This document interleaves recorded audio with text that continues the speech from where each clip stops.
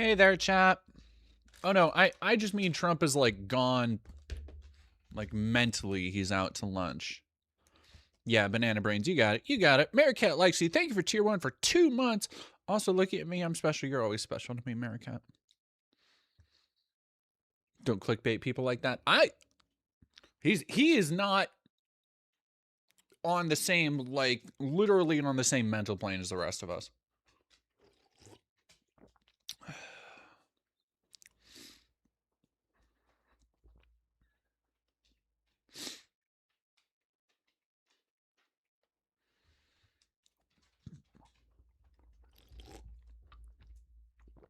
Cool jacket thing. It's just a shirt. But thank you. Hmm.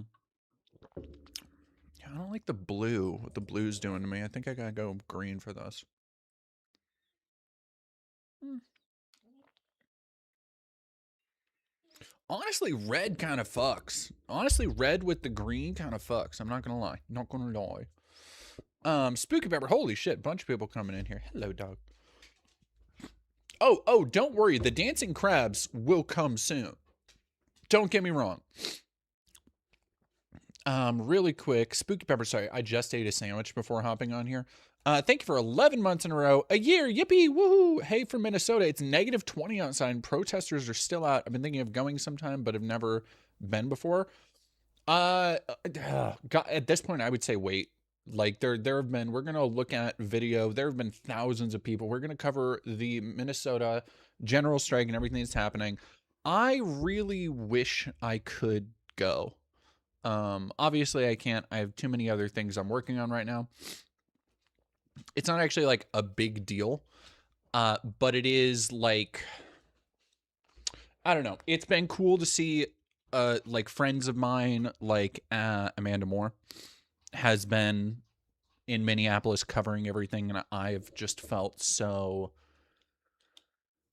There's a weird like feeling of missing out from being there, or not being there, I guess. Um, Hassan went to the general strike. Yeah, I think I saw that. I think I saw that, which is like, that's cool. It like, look, it's fucking cold out. I've been Minneapolis cold. I've been in those areas, and that's kind of the thing. As I was looking through, because last time we streamed, sorry, I've been so fucking busy lately. But last time we streamed, when we were watching the ICE protest pop off about somebody and trying to figure out if somebody had actually been shot, there were times where I was like, do I know this street from the time I lived in Minneapolis? And I didn't.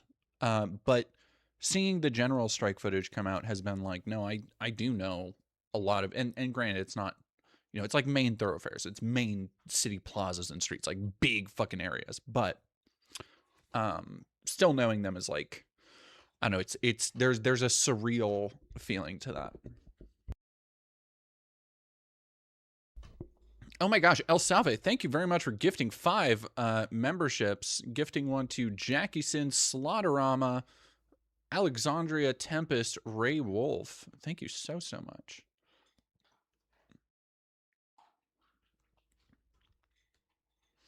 Thank you very much, Nehemia, also for $5 first donation towards Cat Ears. Also, I got on the news last week from breaking shit at that hate rally. Hey, let's go. Let's go. I am so proud. I am so happy with seeing the footage come out.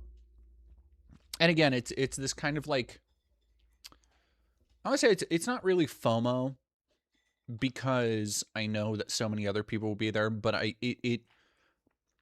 there is this swelling of pride that I see with so many different people taking to the streets.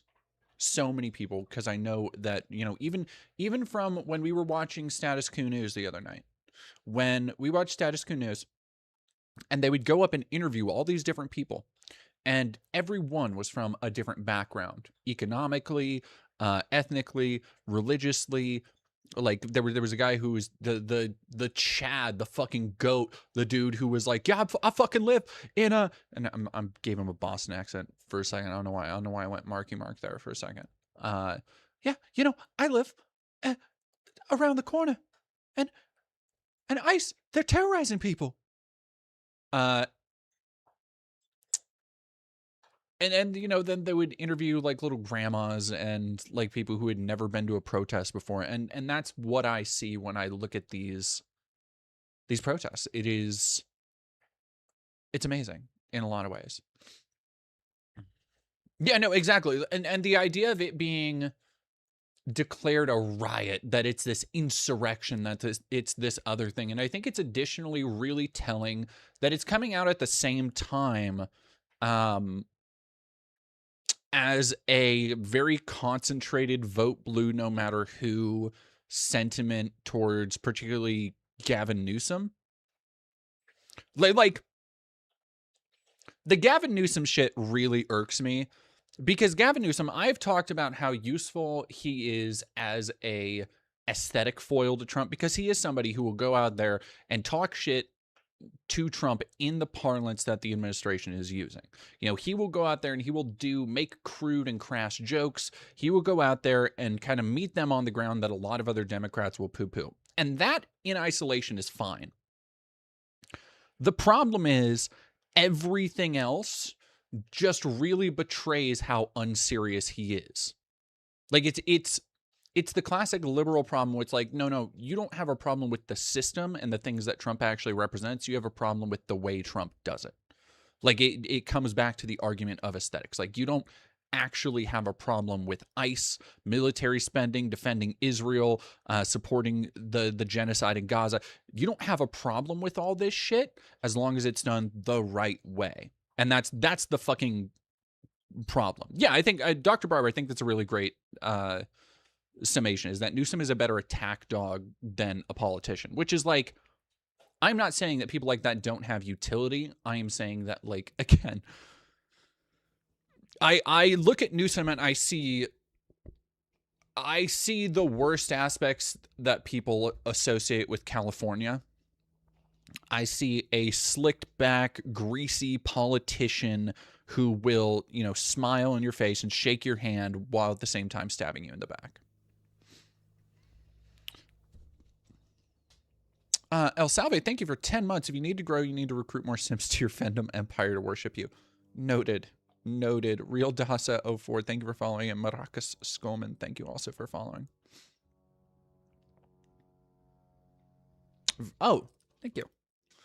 Somebody said thank you, or said cool new necklace. This is new, and this shirt are both new.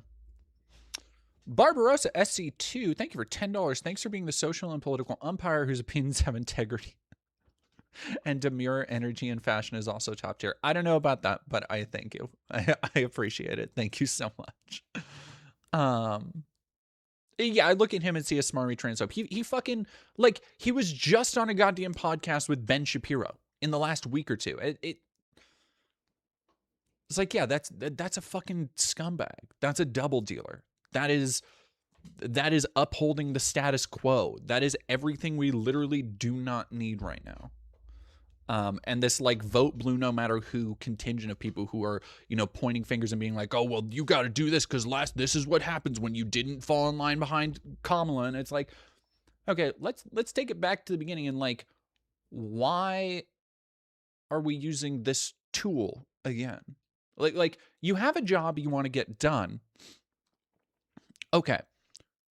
What the furthest, the crazy radical left, what they're saying is that, okay, let's actually elect a politician that puts the people's interests first and foremost. Not somebody who is self-serving, not somebody who is an establishment Democrat, not somebody who's even necessarily a super experienced politician, somebody who is a legitimate populist candidate, which, again, you can look at right now and see what Mamdani is fucking accomplishing, the possibilities, the potential of political reform when you have somebody in office who actually gives a shit. When you have somebody in office who says, you know what, yeah, today we're going to get something done. Tomorrow we're getting something done. Day after we're getting something done.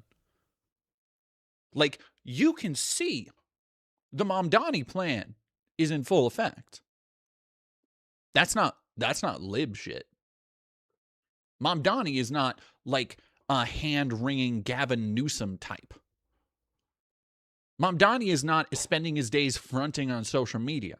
The things he's doing is keeping people informed of actual plans and policy goals. The things that people spent months coming to him with, and he and his party corroborated and collaborated with people from their own community to affect change for the voters. Gavin Newsom would never. Anyway. Fighting Hobbit, thank you for 50 bits. Hello, chat. Did you remember to... All right, I'm gonna read this in, like, sexy mommy voice. Okay, here we go. Hello, chat. Did you remember to drink water? Did you exercise? Are you eating your vegetables? The fascists did. Your enemy lies within, as well as without.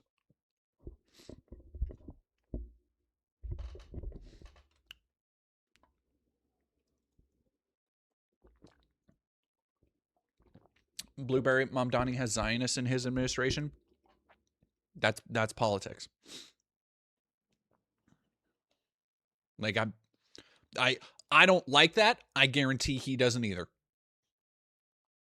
Like that, but like I'm sorry, we're not going to get ever to a point in this country where everybody's administration is 100% perfect on everything. Cornell, the second time in 12 hours that streamers randomly use mommy voice where my door's been wide open. Who was the other streamer that you... It was Jack, wasn't it? It was Jack, wasn't it? It was Jack. Speaking of enemies within, are you in I forgot how to read for a second. Are you inundated with Destiny fanboys yet? I have been for the last couple days, but it's fine. It's whatever. I don't really...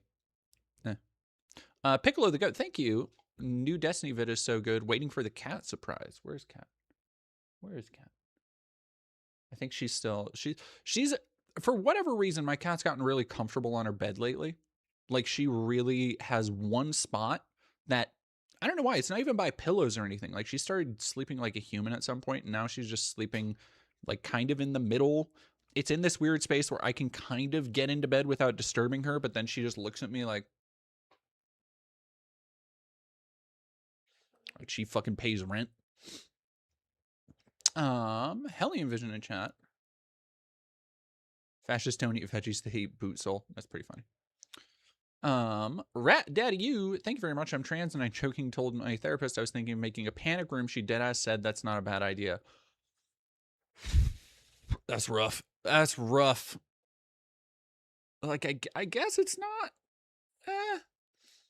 Kragsa, which internet personality will you do a deep dive into next? I'm taking a fucking minute to do another deep dive. So granted, the Destiny one is kind of unique because I don't think I've done somebody with as much history to go through as him, but I'm really fucking burnt out on doing those. Like the Brianna Wu one, I was really actually reaching kind of a tipping point. Because when I get to the end section, it's so... They're such a slog to put together. They really fucking are. Nathan Drake, thanks for $5. I met someone who worked for Newsom's wine company. According to them, he's an introvert behind closed doors. I could kind of see that. Fem and Them 3, thank you for following. Lady Domina, thank you for tier 1 for 19 months. And NCPA 13, thank you for following. Don't forget, if you're watching over on Twitch... and YouTube. But if you're watching over on Twitch, do not forget to like and follow. We are so close to 10K followers over there, and I really want to get into that again. Hey, M Zombie.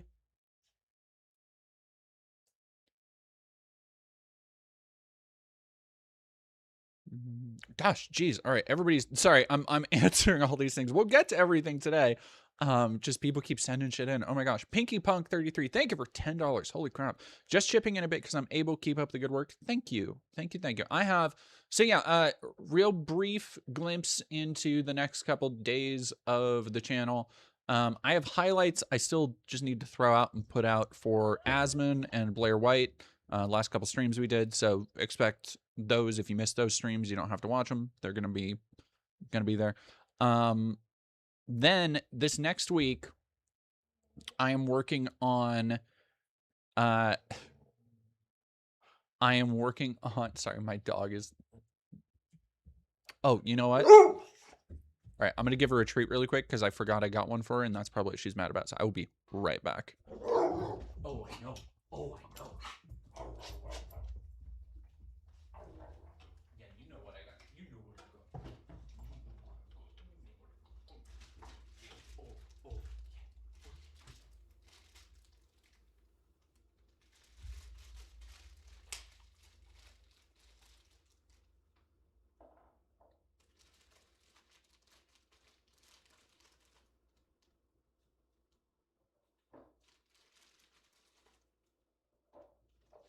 There you go.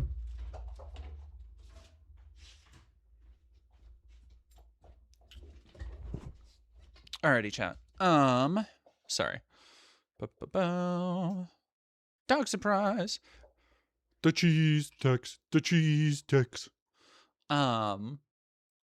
Gorp. Dog says Gorp. Dog says Gorp Queen. Yeah, what the fuck was I saying? Oh, yeah.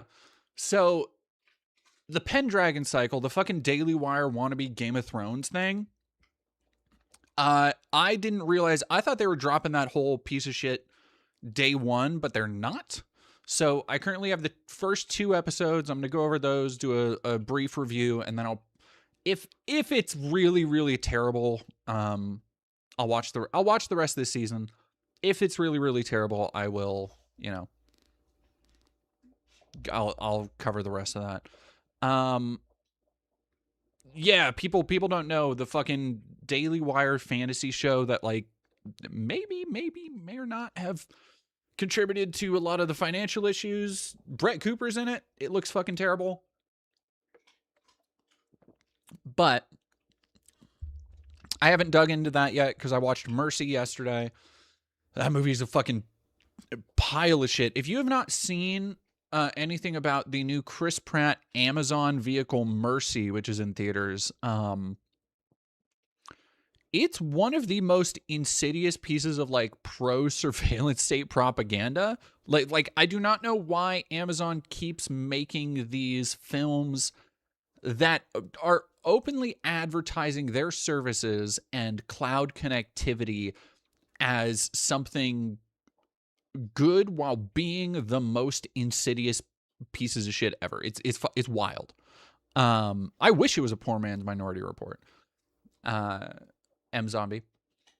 But next week I have another cinematic banger to go after. Because here's the really fucking frustrating thing is that there are actually movies I do want to see coming out. And I'm not able to, like I am able to, but I have to move it around because like I still want to see The Bone Temple. I still want to see, I'm seeing Return to Silent Hill tomorrow because that's not going to be in theaters for very long. I want to see the new Sam Raimi joint that's coming out on the 30th.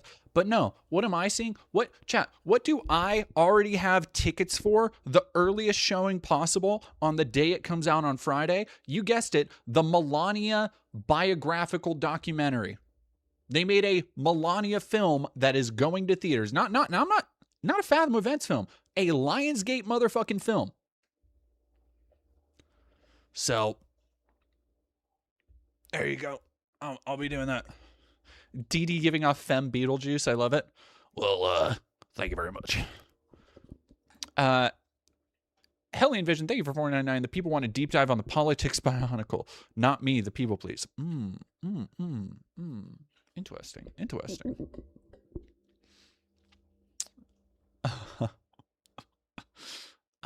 Yeah, no, a lot of people apparently don't know about the fucking Melania movie, which is like,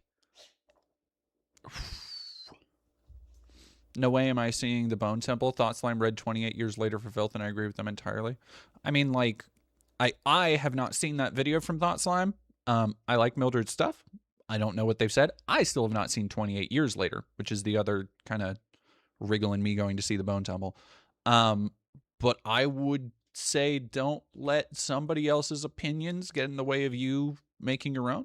It's kind of the not. I'm not saying that's what you're doing, but I would caution that.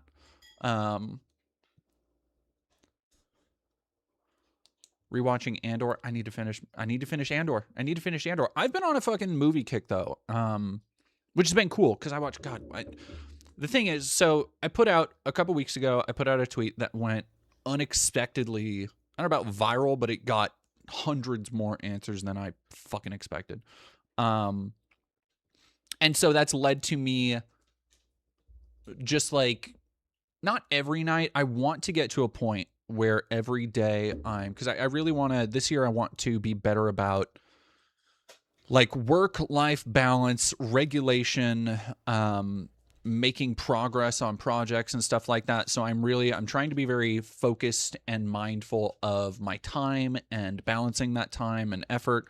And so I'm trying to set aside time specifically for art, to enjoy movies and movies I haven't seen, and books, and doing reading for books I haven't finished. So I have this list of movies, and if I have a night off or I have like a couple of hours where I'm like, I've done a lot of work, I've done this, that, and the other, my reward is to myself is usually like, okay, I'm going to see if I can find this movie streaming. I've been going into, because I have a whole big, like literally a watch list now on Letterboxd, which you can, if you go to Letterboxd, you can follow me along at Baddurandal, BADDURANDAL, as I watch all these. But like, I will go through them, and my partner I'll say like, okay, pick one out, and they'll go like, just pick one, and okay, Riddle of Fire 2023, we'll watch that tonight. Or something like that. And so far I've only done 3 movies like that. Last night I watched, or not last night, 2 days ago I watched 964 Pinocchio.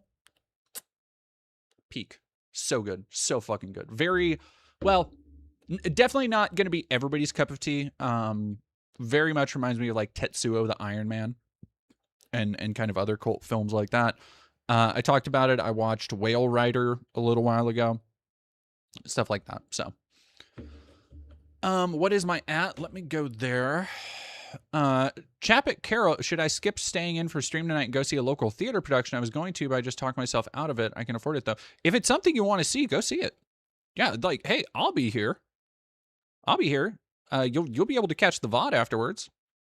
If you can take yourself out for a fun night and go connect with theater, go do it. Do it. Jupiter for fun. Thank you for following. Oh yeah. I forgot. Brett Ratner is the Melania documentary director. Ugh.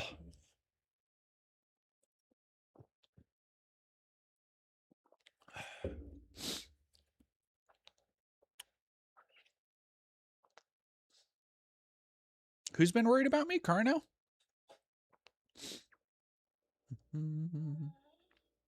Thoughts on doing a vid about the history of protests in America? I already did a vid about the history of protests in America. I have a whole stream highlight from last year, honestly. I gotta put my other 3 faves? Nope.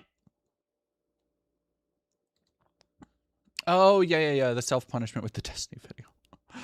Dr. Phosphorus, outstanding work on the Destiny piece. It was well worth the wait. The Mercy video was fun as well. Thank you very much. Thank you for $10. I am hoping to be able to keep up the pace on these more fun videos, because now from here, the plan is my next kind of longer video is going to be the Floating Rocks video that I did the interview with American McGee for. And then then the next big project I'm doing, I'm gonna try and do a TV show review. Like I've never done like a full look at this TV show thing, but I've been really kind of psyching up myself with this Yellowstone idea. Like it's such a weird idea. I think it's such a fun kind of change of pace from what I normally do that I'm kind of here for it. Hello, dog. Oh my goodness. Okay, give me 1 second. Yes, you're the worst. You're the worst. You're the worst. Oh, the worst.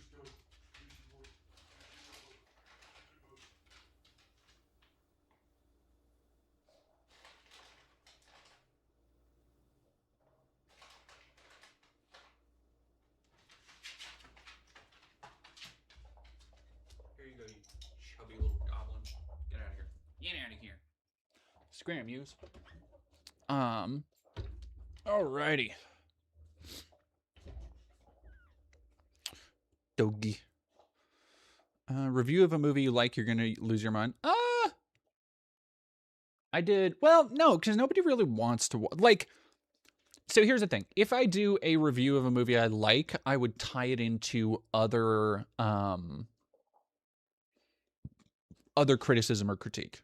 You know, like I would want to find a way to talk about it that isn't just, unless it's something super obscure, I would want to find a way to talk about it that isn't just, hey, this is good, here's the good aspects of it. Because like a lot of the videos I do, the thing that I've tried to like really, okay, what is the thing that unites all of my content? And it's analysis. It is my personal opinion, my personal reading of things, my interpretation. Like that's kind of the thing that undergirds a lot of what I do.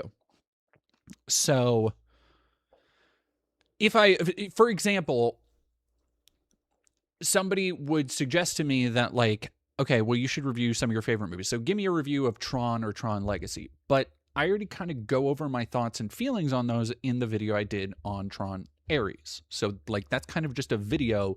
While it is a review about Tron Ares, it is also like a more comprehensive, you know, piece as on my feelings on the whole franchise. So I've thought about that. But yeah. Like I don't, here's the thing about Yellowstone, I don't think it'll be that bad. Like I think qualitatively it's one of those things that will be like fine. Like prestige network television or whatever. But I am more fascinated by the kind of ethos and expansion mindset behind it, like turning it into a fucking cinematic universe type shit is bizarre. Daniela Fox, yes, Yellowstone, the show with Kevin Costner. The show with, okay, here's the thing. People don't understand. Let me go to this.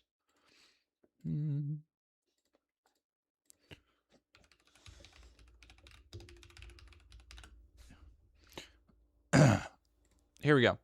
There are multiple shows in Yellowstone. There is the one show with Kevin Costner. There's Yellowstone 1883, which I believe has, yeah, this is the one with Sam Elliott and Tim McGraw and Billy Bob Thornton. Then there is Yellowstone 1923. This is the one with fucking Helen Mirren and Harrison Ford. And then I guess there are other ones too. But like, there's a lot going on here. It's crazy. And then also there's like it's a marketing empire. It's so bizarre. I don't know. I'm fascinated by it. I'm fascinated by it.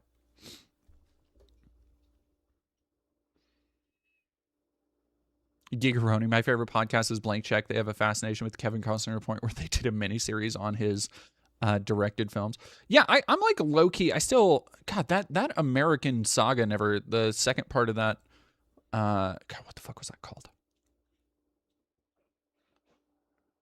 Something in American Saga. Frontier? I don't remember. Horizon. That's what it was. Horizon. I would have liked. I kind of wanted to see that. Like, it looked very jingoistic. It looked very much like, you know, Kevin Costner getting out his jujubes from reading pulp Western serials as a kid. Like, it's where that seems to be based in. But there's something to that kind of... There's something to a cinematic vision that has the clarity and focus of one person. Like, even if it is... like playing into a lot of jingoistic stereotypes, even if it is playing into like these kind of neoconservative ideas about westward expansion and manifest destiny and hand brushing a lot of that aside, I think it is still interesting from, if nothing other than a sociological or anthropological perspective, to kind of deconstruct and tear that apart as a auteur work to me. Yeah. I don't know if Tulsa King is tied into it. The King in Yellowstone. That's fucking funny. But it is another Tyler Sheridan show. I think there was a fucking Jeremy Renner Tyler Sheridan show.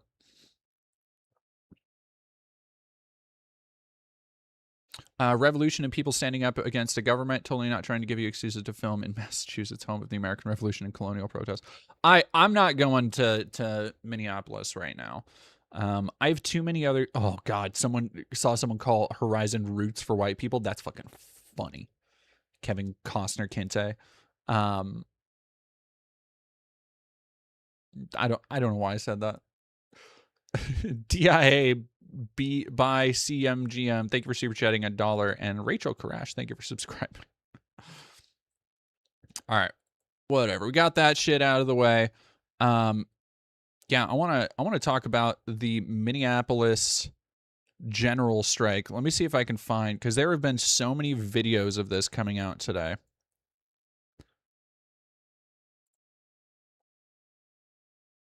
Where thousands of people have taken to the street.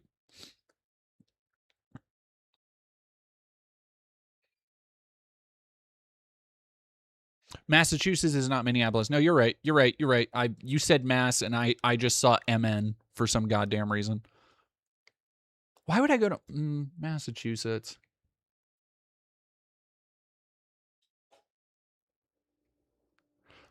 I mean, like, in a like national treasure kind of sense, you know, looking at, oh, here's the Liberty Bell, and here's the fucking, not Liberty Bell. Here's like, you know, here's the video I wanted. I have not seen a mass mobilization of people like this in my entire adult life. It is, I watched this video multiple times when I first saw it. It is fucking insane.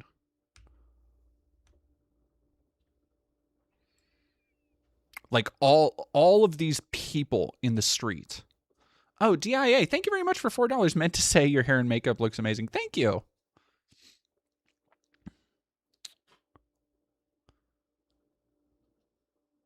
There is no N in Massachusetts. Well, I know that. I just saw Mass. I just saw the abbreviation and saw MN because I've been looking at MN as an abbreviation all day because of the general strike. What are you doing, dog? Being a goofball.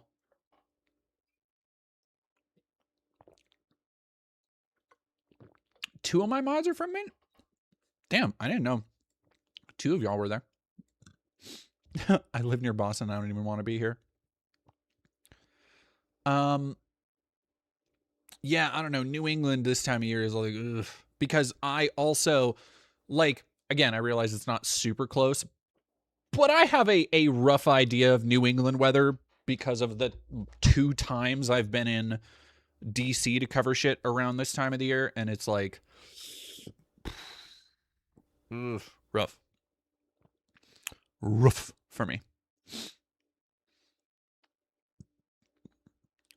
Nehemia, thank you very much for another 5. Def not trying to show myself off on TV, but can you please talk about the hate rally? It was fun. Like 5 CN showed up versus several hundred protesters. Do you have any footage of that? I did kind of want to see that. Because I think the only thing I really saw or covered from it was that one dipshit getting almost drawn and quartered. It didn't happen yet. No, I just meant I should have clarified. I think I have too many people in here getting excited that Trump is finally been bolted. My wife's boyfriend 5558. What the F are you? Ooh, bye. No replies will be seen. Okay, dude. My wife's boyfriend. There's just a lot going on there. I feel there's just a lot happening there. Yeah, thank you for super chatting again.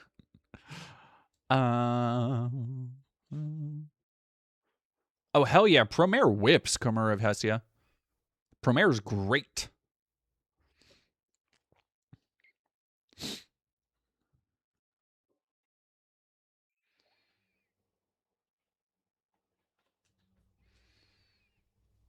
God, yeah. I saw Promare in theaters too, and I was like, oh. That's a hell of a movie to see in theaters. Don't watch. Well, I was gonna say don't watch that high because it like requires a lot of attention. But then I'm like, that movie would kind of fucking pop. That movie already pops, but that movie would kind of fucking pop if I was like a little bit high. What do I mean by Trump is gone? Just we're going to be talking about Trump's mental acuity or lack thereof. We're going to be talking about the Davos thing. If anybody has, you're not going to get me. You're not going to get me, Juno dear. If anybody has footage of the hate rally from a couple days ago where a bunch of Nazis went to Minneapolis, let me know, or link it in chat, and I will be right back.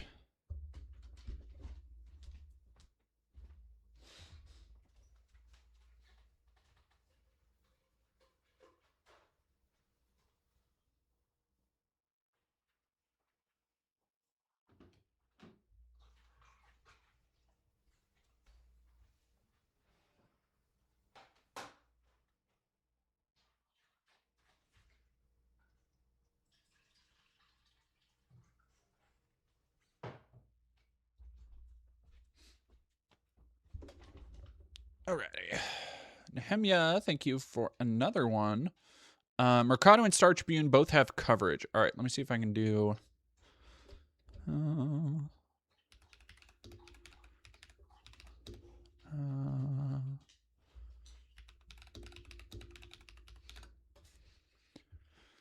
right. This is all a couple days ago.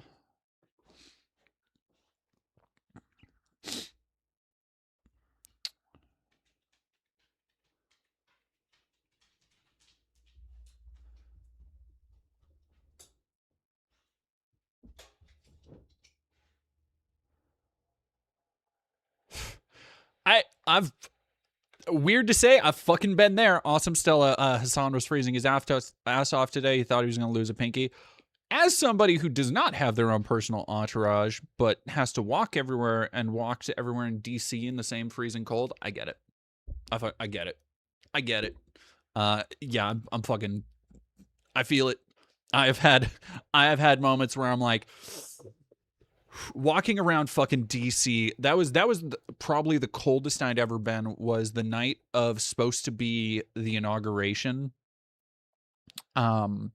where everything was blocked off and nobody was out. The fucking most surreal thing in the world. The entire DC mall, like. Which, if you've never been on the DC Mall, like with the Lincoln Memorial and everything, it's massive. It's so fucking huge. And they had the entire thing, because this was the election after January 6th, they had the entire thing blocked off and riot proof. So you had to basically go through like what had to have been a mile plus of a maze to get from one side to the other, because you cannot. It wasn't like, okay, I'm just going to cross through and be on the other side so I can get a fucking Uber because the entire downtown DC area is shut down. No, you had to go like, duh. You can't just go duh to duh. You have to go duh, duh, duh, duh, duh, duh, duh, duh, duh. I was so fucking cold. I was so tired. I was, yeah, that was the most frustrated I'd ever been. Covering shit on the ground. El Salve, but those protesters are actually funded by Soros. I don't know if you could fund people to be out there that much. Let's go.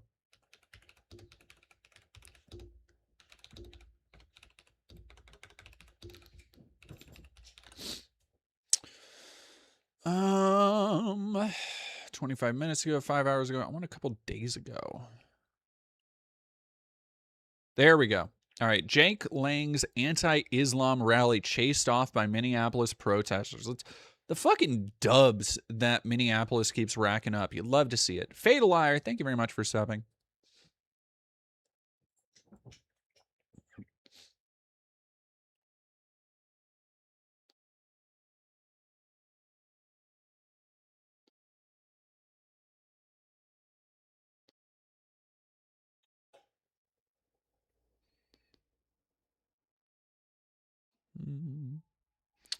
Sorry, just making sure chat is okay. Oh God, do we got to cover? We probably got to cover that. I just read George Santos' paycheck to help pay my bill. I'm like, what is he grifting on now? Anti-Dome, that's so fucking funny. I'm partially Jewish, so I get my monthly Soros check with an hourly monthly uses of the Jewish space laws. There's a joke to be made in there about getting to use the space laser, but in such small portions. There's a joke to be made in there. I am not the one to make it. Okay. How many ivermectins will it take to fix Donald? Hopefully all of them. Hopefully it won't just be ivermectin, it'll be all vermectin. Know what I'm saying? All of them. Yeah, exactly. Exactly. One Wolf, thank you very much for $2. I just want to say thanks for the content. Well, you didn't need to pay to say that, but I appreciate it. Thank you. Are you for real? For real, dog? Star Tribune? I'm trying to. All right.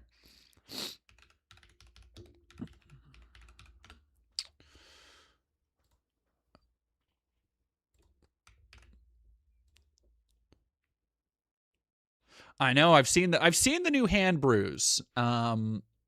That's very exciting. Very exciting time. Fight to Hobbit, thank you for 25 bits. Dusted off my old letterbox following you and banged out 3 whole reviews about the anime trash I've shoveled in my eye holes like pig slop from a sluice gate. Oh, I'm happy. I'm happy for you. This is the remove paywall function. Or remove paywall website. Mortai, thank you very much for following. The Hendrix stock definitely worth the $2. Thank you. I appreciate that. You know what? Actually, yeah. I'll pull up that USA Today one because we'll talk about let's talk about the protests, then the general strike, and then we're gonna go to the man. This guy is fucking out to lunch. When I say Trump is gone, that's what I mean. Like he is. It's been this thing for a while where a lot of people, and I think it's been a lot of hopium, it's been a lot of cope to be like, oh no, he's getting dementia, oh he's getting old and all this stuff. But no, I legitimately think like, and here's the thing, because I saw somebody in chat earlier being like, well, how is that a good thing? Is that if he's not gone and he's still in power, isn't it worse that we have somebody who is like in obvious mental decline with complete total control over the United States apparatus? Yes, it is bad, but on the same thing, here's the thing. I think it's actually kind of good. And walk with me here. Because a lot of people are going to be like, what the fuck are you talking about? We are at a really, I don't want to say good, because we still technically could have 3 more years of this. I don't think we do. I think a lot of people can kind of feel it in the water, and not even in a like, ooh, there's a vibe shift coming, even though there is. They're like, look at what's happening in Minnesota, where you're in the middle of a vibe shift. But I think it becomes more of people being able to recognize from their own experiences in life. They're like, oh no, the dude has the exact same fucking look in his eye, the exact same cadence of talking as anybody. If you've ever had a family member sunset or go through dementia or any of the cognitive decline that you see a lot, it's that shit. It is that shit. And we're in the cool zone right now. Yeah, it is this kind of like, there is now utility to Trump being as embarrassing as possible before whatever happens next. Because every aspect of the American conservative identity has tethered itself. Any successful conservative politician in some way or another has tethered themselves to Trump and have aligned with his movement. And now that is all fraying at the edges, the longer it goes on and the more embarrassing and bedraggled and just decomposed this rotting husk of a human being becomes before everybody. Hey, stop it. Come here. Before everybody the better I think it is in a political long run to put distance between us. Because and this is contingent on a couple of things. The first thing I would say is that it's contingent upon having Dems who are actually going to go for the fucking throat. None of this reach across the aisle shit. Being able to say, no, motherfucker, you supported this shit. When it's all said and done, we need people in there to be like, no, you supported the people who murdered Renee Good. You supported the people who were kidnapping and murdering civilians. You supported the administration that led to countless children that ICE has no accountability of right now. Hundreds, if not thousands of children, ICE doesn't know where they are. You supported the regime that led to a system of what are effectively concentration camps. You supported the regime that from day one, its only priority in Gaza, and we're seeing this now with the Davos conference and Jared Kushner, that scum-sucking fucknut, talking about new Gaza and the real estate opportunities. And so when Trump eventually does go down, whatever form that takes, there are going to be so many people who are going to try and put their distance. They're going to be like, oh, yes, we behind the scenes, we were telling people. And we cannot let literally fucking anybody get by with that shit. Because that is the true utility of Trump's decline, is showing the depth of depravity and embarrassment of what these policies lead to, what blind conviction leads to, forming behind this cult of personality figure. Nehemia, thank you very much for $5. The problem is so many Democrats supported this. That's why I still can't fucking be a vote blue no matter who person. Like, I straight up can't. Because guess what? If we were to go with another person who, like Kamala, wants to reach across the aisle, wants to show that we have the best military in the world and we're going to keep funding ICE and all of this other shit, we're just setting us up to have another person. Because here's the problem, is that if you think about it, people like to talk about the Overton window shifting, the window of acceptable political discourse, the subjects you can bring up, like the ideas you can present in public without being pushed back against. And the problem is that the conservative movement has been pushing the Overton window so far to the right, to authoritarianism, to open techno-fascism, oligarchy, all this shit. And every time the left has gotten to power, they have done little, if nothing, to push it back to the left, to push it back to progressive issues, to push it back to social safety nets, the government working in the interests of the people and not fucking corporations. So what you effectively have had through the last couple switches in parties is the Dems will take the controller for a little bit and then not get anywhere. But then the Republicans come back and they're continuing from the same checkpoint they were at. And they will continue from there to keep pushing it. And it's like, no. We need somebody to hit we're going to revert to last checkpoint. We're going to revert to last checkpoint. We're going to revert to last checkpoint. No. You know what? Actually, let's restart this mission. You know what? Actually, we're going to new save, new character from the bottom up. And it's very frustrating. And I realize that's a fucking, Cork Chungus way to lay it all down. Jade Eleanor, thank you for $5. Keep up the great work. Thank you. Carnell, thank you for another 5. Just want to say thanks for agreeing to take it easier after the hell that the Destiny video put you through. Seriously, you've been worrying for months. Don't. I am a workhorse. I'll be fine. I've been through much worse, much harder work. Chuck Grape, thank you for 300 bits. The party isn't going to get better if we keep voting for bad Dems. Exactly. Like that's the thing. Is this? We are at the most effective point you can imagine for electoralism being forced to work in the favor of actual progressive goals and policies. Because, like, if another conservative gets into power after this, if another person continues to push Trump's agenda, if you do not clamp down on this immediately through electoralism, then it's just gonna keep getting fucking worse. It's so frustrating.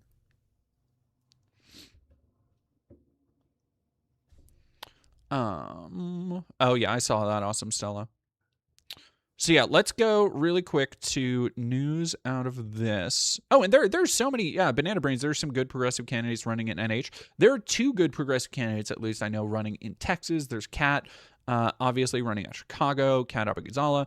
There are so many people, especially younger people, who are like, if Dems, and I need to make it so clear, when you hear over the next couple years, as we ratchet up, because people are already in the mode for election cycles and all of this shit. When you hear people inevitably, and we have the fucking WAPO op-eds about how do Democrats reach young voters, and these conservatives, we're going to go through the same shit over and over.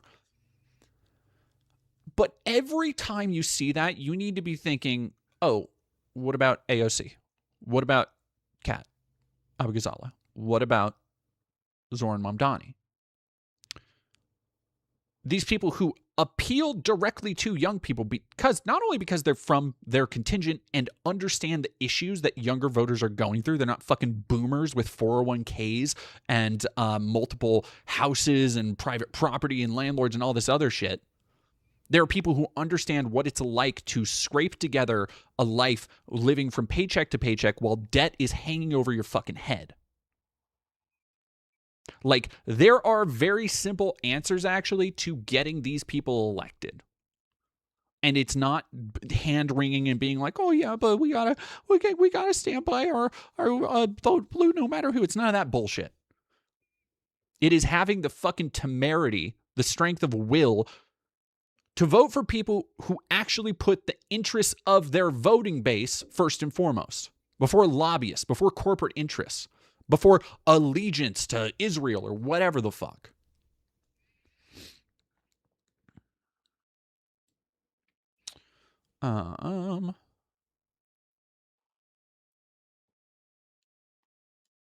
Chuck Grape, thank you for 300. The party isn't going to get better if we... Oh, sorry, you already said that. Fighting Hobbit, thank you for 25 bits. Millennials / Gen Z now make up the single largest voting bloc in the country. We are in the catbird seat here and can basically make or break political campaign. We need to use it, people. And so the thing is I saw there was this really great, I think it was New York Times. The administration has come out and been like, hey, we're going to sue you for putting out this opinion poll. But it showed a massive turnaround in approval, particularly among young voters. And I think there is the thing about Newsom that is so fucking stupid, but is unfortunately effective. And again, I think Zoran Mamdani could also do something like this. This isn't limited to only Newsom, but it is this idea of aesthetics. And everybody's seen by now the idea of calling it a fucking idea is being very generous. But when Clavicular came out and said like, oh yeah, no, Newsom mogs, Newsom's a Chad, like that kind of shit.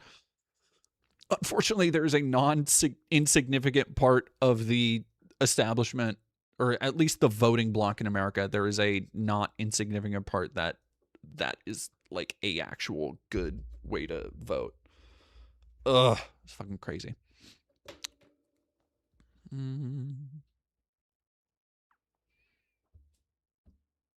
Barbarossa, do you think your satanic imagery is blocking out Christians from supporting your channel? No. Why? It's a little goat. It's a little Baphomet. I don't, if this scares you, like, look, if you're a Mormon or something, I get it, but otherwise, I really feel like if lamb chop is enough to trigger you, I don't know what to say. I don't know what to say. Am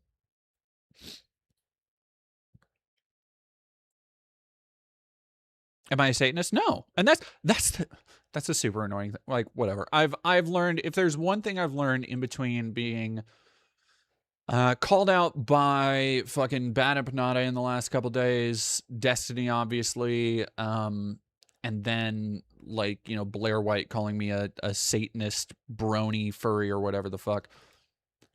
The one thing I've learned is that, like, no, it doesn't. it matters what you are, obviously, to an audience that is discerning and will actually, like, you know, talk to you and stuff. But to any given person who dislikes me, I could be both a rabid Zionist and also a Hamas terrorist sympathizer and also a evil imperialist and also a Satanist. And like, if the vague basic aesthetics of something are enough to throw you off entirely when it comes to a satanic little Baphomet creature, okay. Like, to me, that is just fucking,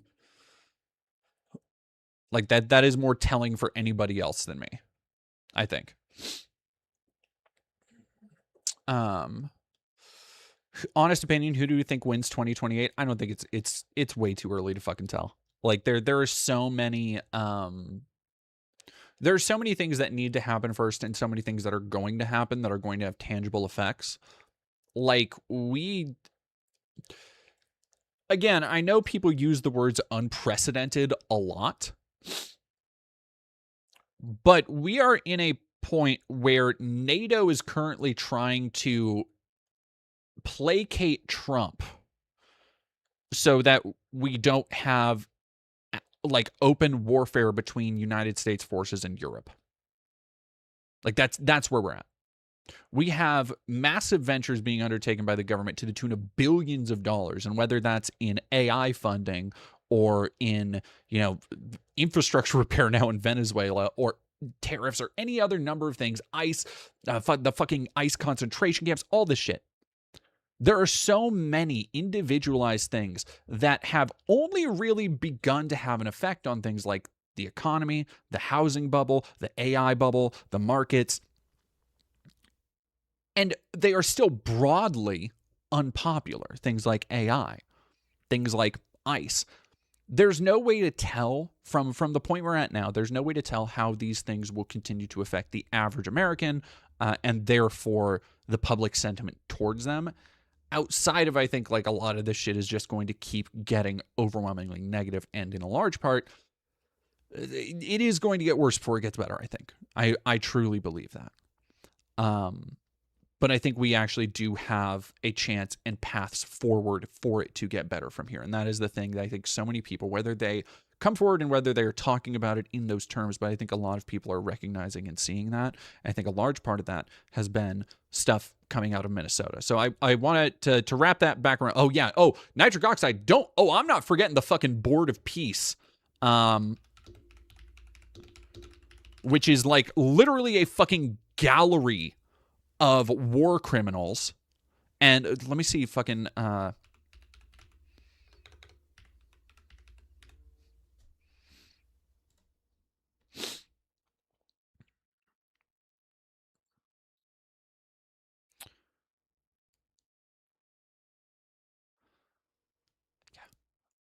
Netanyahu to join Trump's Board of Peace. Fuck you, Times of Israel. Eat shit.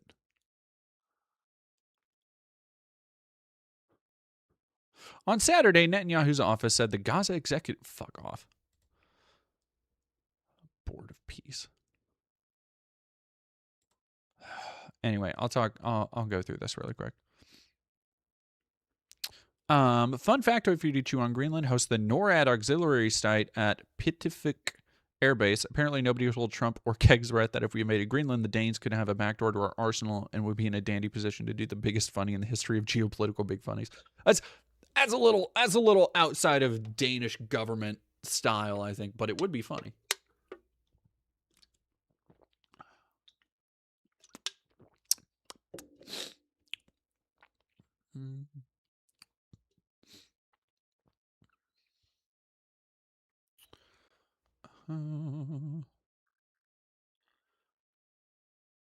Yeah, we've fuck, we'll talk about that.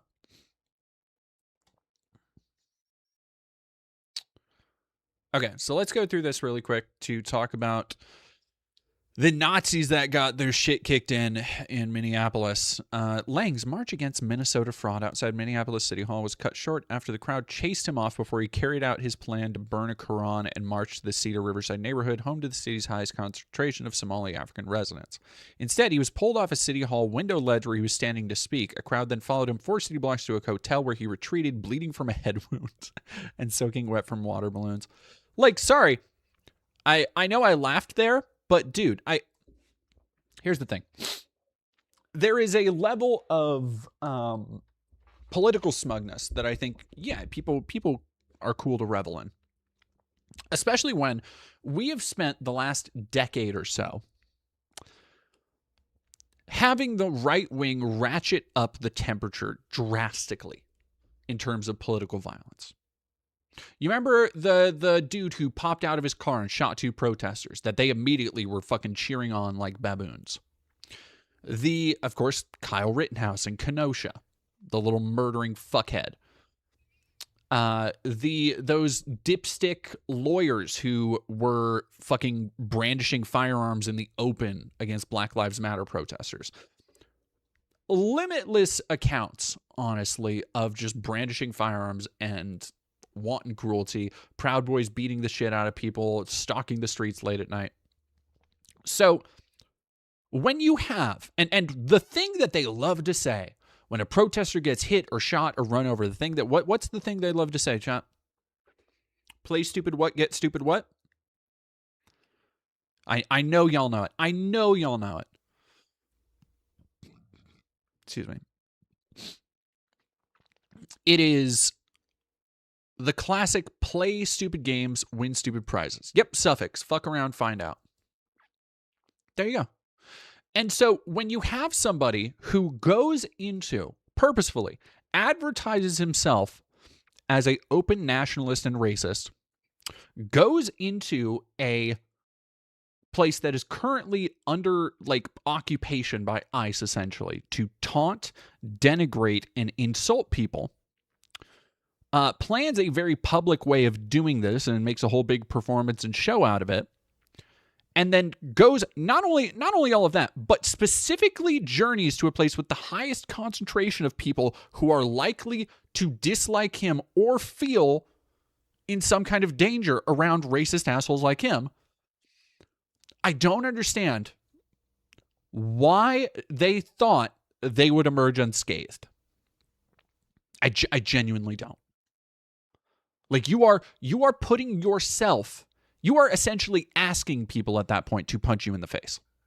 And then you are acting shocked when a bunch of people line up to do exactly what you are asking them to do, what you are daring them to do by going into these spaces where you know you are not welcome, you are not wanted, and you continue to antagonize people.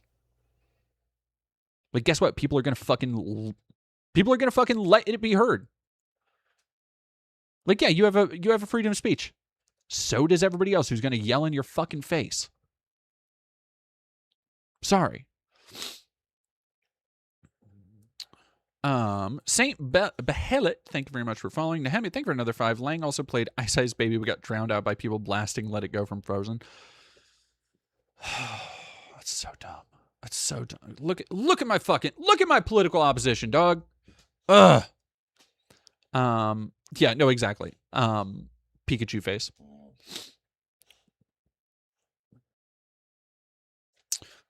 Antidome, dead man, a guy who bullied me in 10th grade, who flunked all of his classes and got a GED, is now the admin of my small town's banner group where MAGAs put the most racist, bigoted shit imaginable. Not surprising. Not surprising. Many such cases. So yeah, that was a wonderful show of community defense, blah, blah, blah. High tension after an ICE agent fatally shot Renee Good. Oh, we have, by the way, we have something on Renee Good where it seems like they are absolutely astroturfing the fuck out of this and trying to cover up an obvious murder. We'll get to that in a second. Americans against Islamification. Like, dog, you don't even have anybody on your side. This is fucking embarrassing, dude. You aren't even rolling with a crew and you're surprised that you're going to get your shit kicked in? No arrests or downtown reports filed regarding Lang's allegation of assault. Allegedly.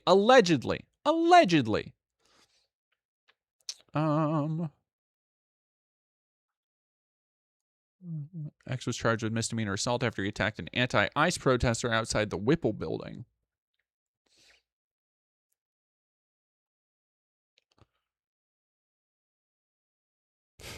Matthew Merton, 35, of Duluth, brought a copy of the Koran to the rally with raw bacon inside.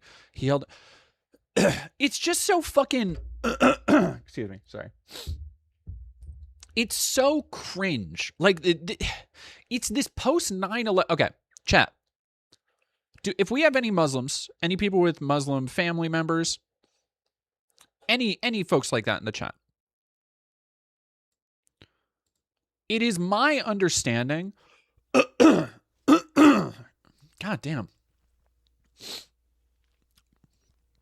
It's my understanding that it's not that people think bacon or pigs are sacred or anything, but that they're just dirty. Like they are just dirty animals, and that's why you don't eat them, because it's not acceptable. That is my understanding of why it's haram. And so correct me if I'm wrong, because from what I understand, this kind of performative bullshit isn't for, like, it doesn't actually offend Muslim people. It is just, it's like an American racist construction, basically.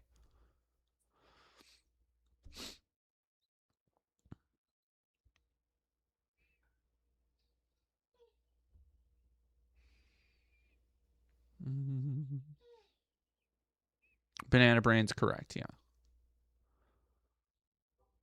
Yeah, it's the same as Jewish people not eating shellfish. Like, it's not offensive. Like, they aren't fucking clutching their pearls when they see. They're just like, no, I don't want. No, don't put any bacon on my shit. Like, huh?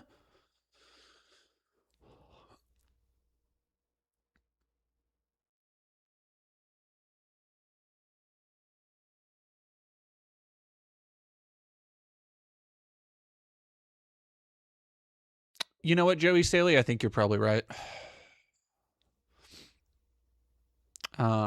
They would be mad if it was the Bible, so they assume the Quran holds the same weight. I think you're probably right. You're probably right. Held an American flag. Yeah, whatever. If I wasn't here, who else would be? Incredibly telling, dude. Incredibly telling, yeah. If you weren't here, who else would be? Exactly. Colton Nova, thank you for following. Nehemia, highly recommend watching the Mercado media footage. It's amazing to see him whinging like that. Let me see if I can find it really quick.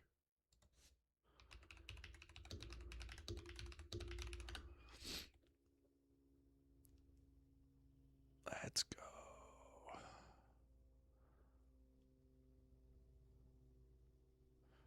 Yeah, chat, let's go. Members only. You're killing me, Mercado.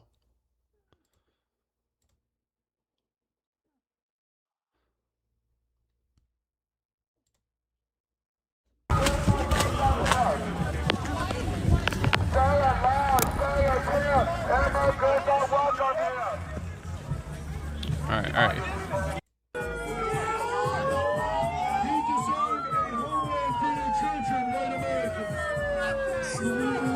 Oh, that's him putting hands on other fucking people, dude. If you can't, these motherfuckers, like, they just literally expect everything to acquiesce to them. They think these are people who seriously think that the real world is the shit they see online. It's like Asmon. So oh God, I don't want to really talk about the fucking, I know. Well, you know what? Whatever. They can get unconfused by it. That was you? Right there? Or where? Where are you? Well, you know what? Actually, Nehemia, don't tell me. Don't tell me. Because I don't want people doxing you. Alan Wiggs, I'm famous? I don't know about famous. Mentally gone, brain empty.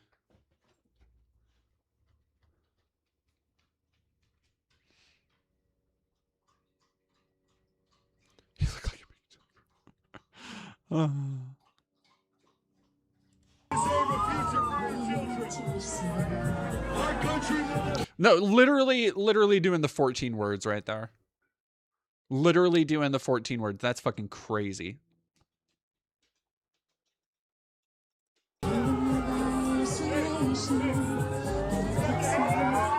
The Surfs mentioned me? Oh. Oh. Shout out, Lance. Let's go, Lance.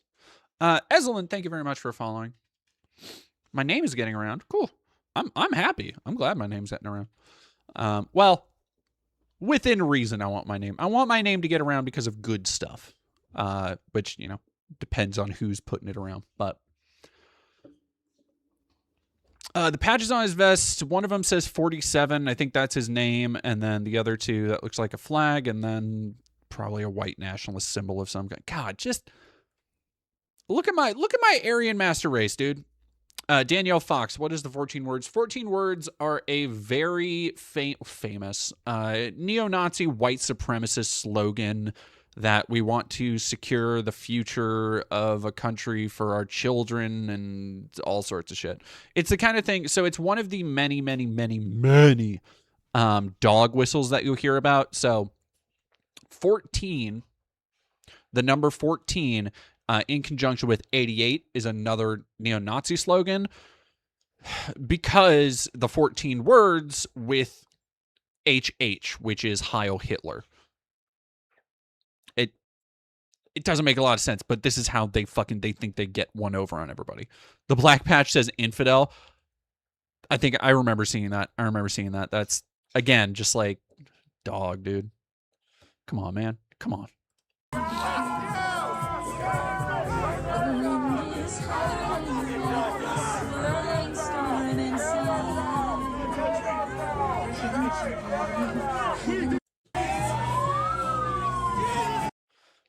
I can't with the fucking, oh my God, dude. Like, the thing that, and you kind of saw this with the recent Nick Fuentes, fucking clavicular Sneeko, Myron Gaines, them getting kicked out of every club in Miami shit that's been so fucking embarrassing to watch them cope with, is these fuckers get so worked up about going and actually doing something and making a difference. And then when they go out in public, they act like assholes. They act like children. They act like teenagers, honestly. Like, do you remember when you used to go out with friends and stuff and you used to be kind of a loud, abrasive dick, and that was the funny part? They never really developed their brains past that point, so they still act like that. But it's this thing where, again, they don't realize that the internet, where they see all of their opinions repeated back to them by these algorithms and these echo chambers that form around them, the Asmongold type shit, where Asmongold will be like, yeah, no, I just need to, like, you know, recognize human psychology, and I can totally understand everything that's happening. It's the way a lot of these people unironically fucking think. And then when they go out like this, not only do they get swarmed, but all of their shit just looks so fucking embarrassing.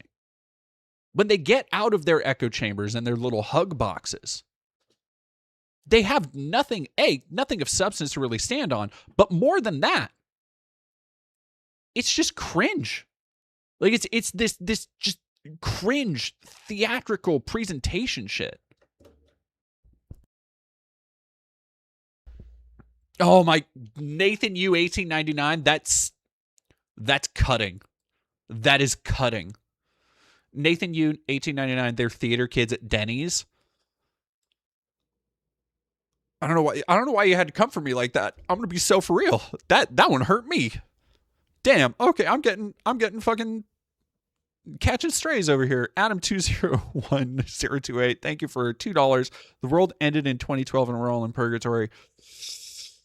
This is just like John Cusack predicted. Alan Wiggs, thank you for $10. These guys are the goth kids at Denny's at 2 a.m. and the Denny's is all out of society. Oh God, I want to talk about, probably not today. I want to talk about the goth daddy dipshit. It's so, I'm fascinated with that fucking dork. Anyway.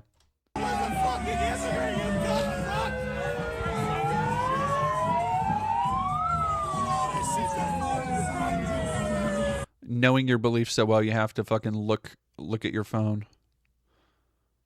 All right, let me see. She's spraying people. She's spraying people. They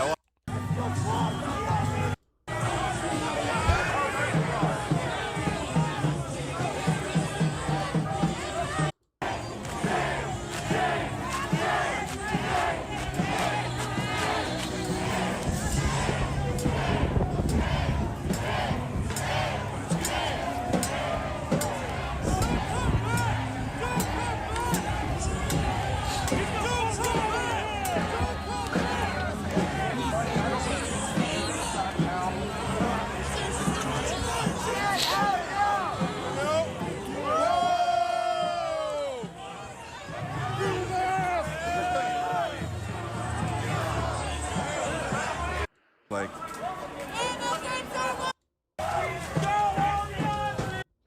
I mean, hey, chat. This is what people have been fucking talking about for years. This is the shit that everybody needs to get on board with. This is the stuff. Is when people go...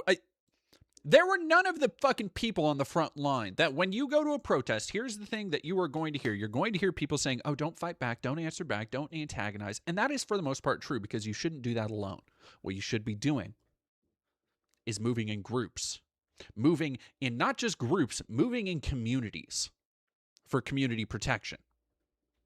That's what's happening here. What you are seeing here, this is shit.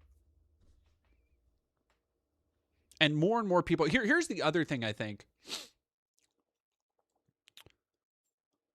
I think so many people are being pushed more in this and I don't even mean radical because it's not like every person is going to become a Maoist Leninist or even a SOCDEM or a fucking DSA person or anything from all of these things. What this is getting people to do is far more important than theory, far more important than political study, far more important than economic principle.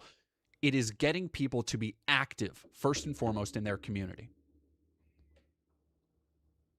Because no matter how much you try, we are always going to be a country of differing opinions and views and people and backgrounds. There's nothing that's going to change that.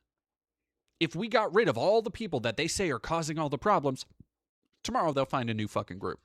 They'll find a group of white people to say, like, oh, no, these people are lazy. These people are stealing your jobs. Like, it doesn't matter.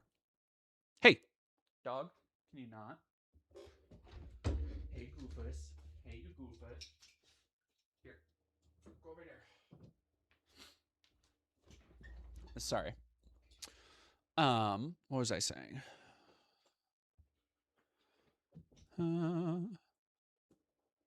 Video of protester grabbing at the guy's crotch, smash cut to the Law and Order SVU title card. Yeah, no, they would go back to hating the Irish and Italians again. Like, exactly. It's this kind of action, and so many people are being driven to this by Democrats.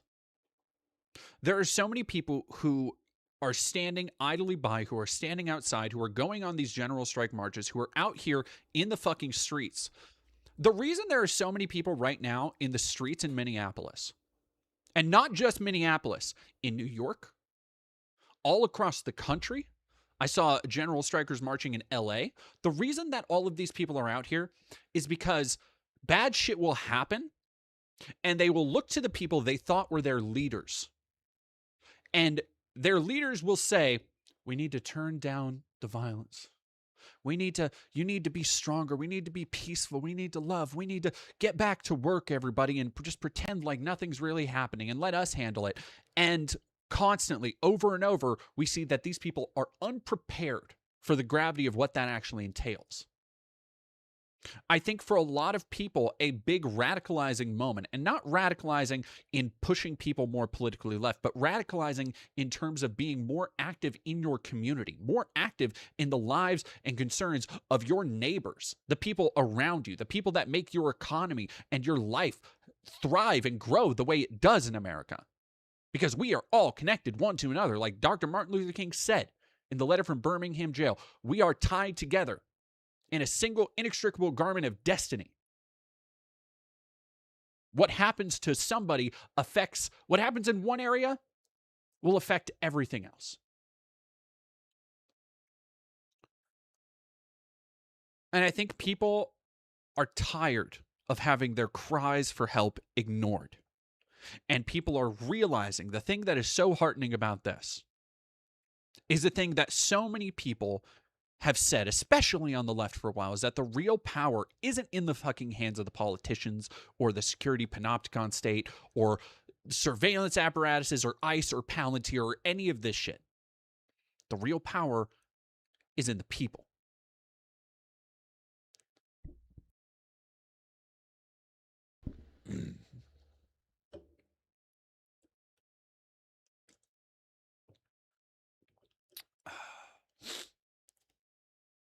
Yeah, the fucking numbers, the sheer numbers, insane to me. All right. Minneapolis solidarity is giving me back some hope. I'm gonna see if I can fucking find really quick.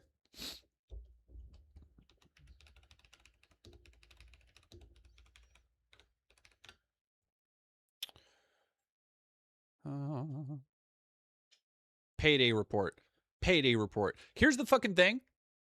The mainstream news is not covering this. When I talk about the complacency and the culpability of mainstream media in protecting and helping the powers that be, it is because at the end of the day, the fourth estate, the class that is meant to be the checks and balances, all that shit, they're still working in service in favor of capital. It is why these thousands of people marching in the street, tens of thousands, you're not going to see on CNN. You're probably not going to see it on MSNBC.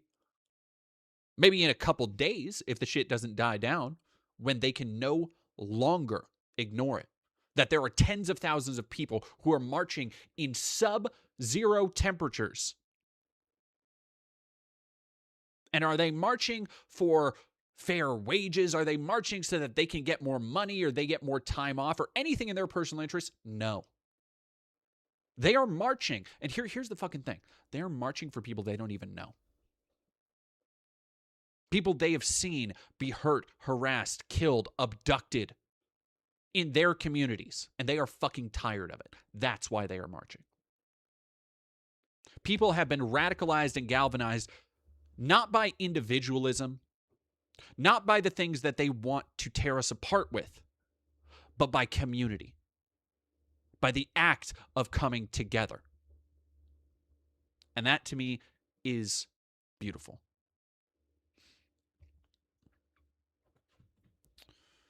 Jesus.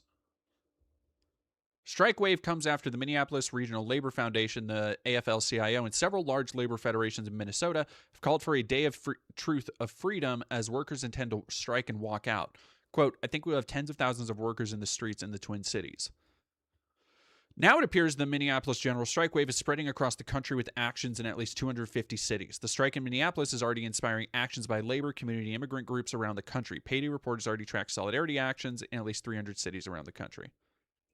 And there has not been a strike on this level, even in Minneapolis. I want to say the last time I saw it was, but the last time people were talking about was 80 plus years ago. Like we're talking striking for weekends type shit. QF Glenn, thank you for $10. Well said as always. I try. El Salve, thank you for another $5. Fun fact, most European names originate in the Bible. Most far-right wingers are named after Jewish characters in the Bible they do not know. Many such cases. Kiwi TP, CNN has one tiny bit about Minnesota protests take place in sub-zero temperatures, nothing about what the protests are for in the title. Yeah, No, it is this kind of like passive. So one of the things that I found the most insidious about this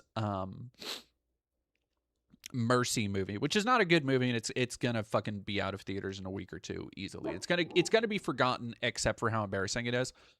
But the thing that struck me the most about the movie was how it approached, or how it very, it's both subtle in the fact that it's not directly calling it out, but it's unsubtle in the fact that it is using vernacular and verbiage that particularly conservative people will be more familiar with, to, in the viewer's mind, correlate the idea of political action with not just rioters, but being just these vagrant, unhelpable, completely morally debased savages who are just going to overrun everything unless the police state comes in to stop them. Which is like an uncritical position the film takes, by the way. And like they also align that with anti-AI sentiment, where the two people who are shown to be like anti-AI are also shown to be like politically radical, and also they don't know what they're talking about. They don't really know how the world works, but they're angry and want to lash out. Like that's the idea.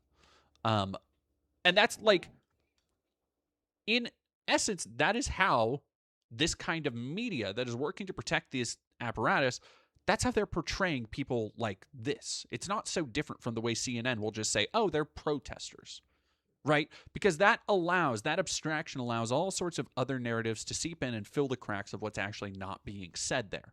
Like the fact that it is a general strike.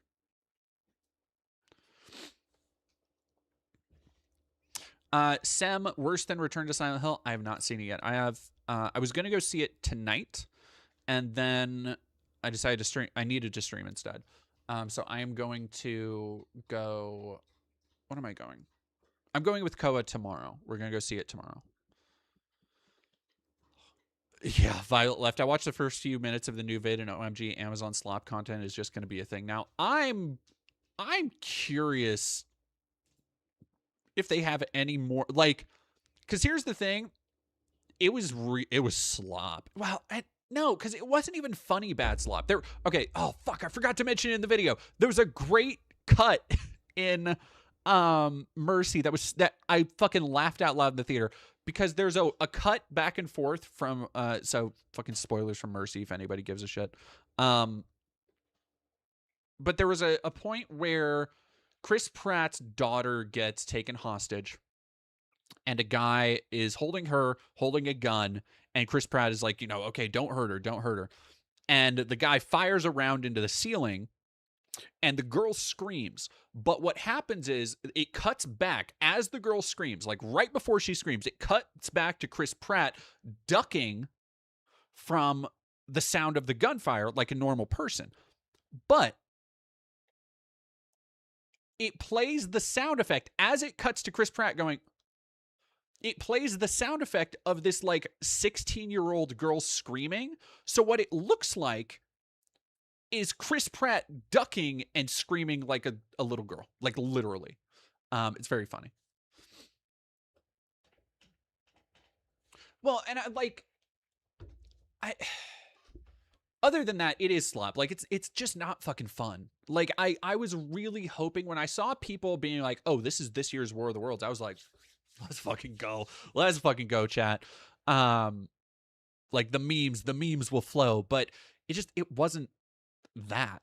Like it's a fucking bummer. How goes the world of politics, Lunacar? Been immersed in the world of Warcraft. Damn. I wish.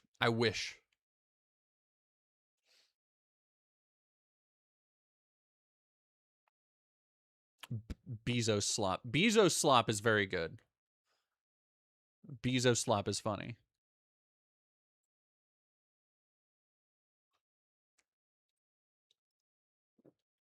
Yeah, Cryptic Kitsune, I think that's actually a good way to put it. It's mean-spirited. War of the Worlds was just dumb.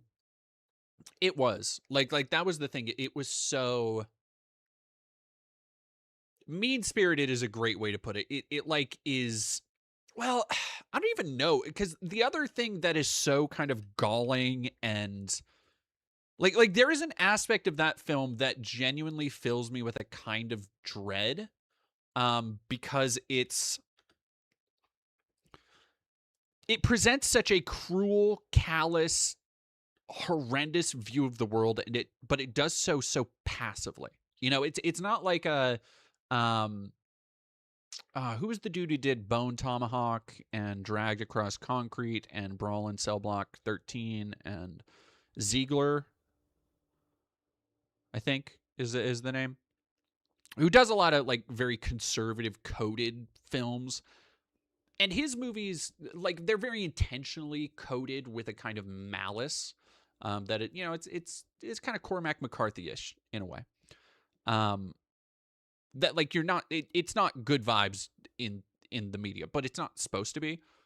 Whereas I think the more insidious thing is when a piece of media is trying to put out those good vibes, but it's just it's so scummy, it's so passive in its worldview and the things that it's putting forward. I don't know. There's something dark about that fucking film. Exactly. Yeah, Cryptic Kusuna. You can tell the people who made it hate a very specific type of person, so much so that it's just in the subtext. Exactly. That's a great way to put it. All right, we got new brain rot really quick. I think that. Wait, hang on. Why do I? Oh, right. I gotta. Do you think we'll ever reach the Bezos slop, washed up, problematic women era with Sydney Sweeney and the like try to do a Sedaris film knockoff?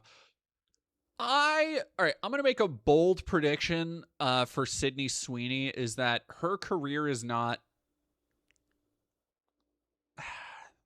I don't want to say it's never going to recover. What I think Sydney Sweeney needs is, which like, because what I would say is, okay, Sydney Sweeney needs a like an acting gig. Like Sydney Sweeney needs like a proper, here's a like, damn, this girl can act, and you know, rebranding, refine her image, like that kind of shit. But she already kind of tried to do that with the movie about the boxer, where she was like, that was supposed to be her like star vehicle, and people just don't like she has been so conservative coded, and then through a series of unforced errors kind of just turned so many people against her, that I don't know. Yeah, no, like Robert Downey Jr.'s career with Iron Man. Exactly. Sweeney made box office success in the movie Immaculate. Well, okay, so here's the thing. Immaculate, I did enjoy the movie Immaculate. But Immaculate is a horror movie. Horror movies are super easy to recoup cost on. That's why there are so fucking many of them. Because you can get 1 star, you can get no stars in a horror movie, and it'll still like at least make an okay amount of money, even if it's shit. What did Robert Downey Jr. do? Robert Downey Jr. was like a massive. He was blacklisted from Hollywood for a long time. Well, I don't know how blacklisted. A lot of people did not want to work with him after he had like kind of a wild child phase and was a drug addict, and he went to rehab.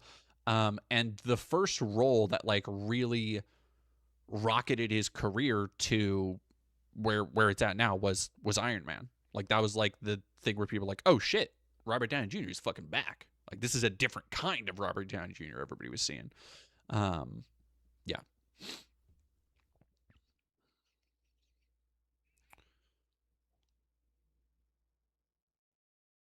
Trump has selective dementia, but only for his yaoi harem lovers. Look at this.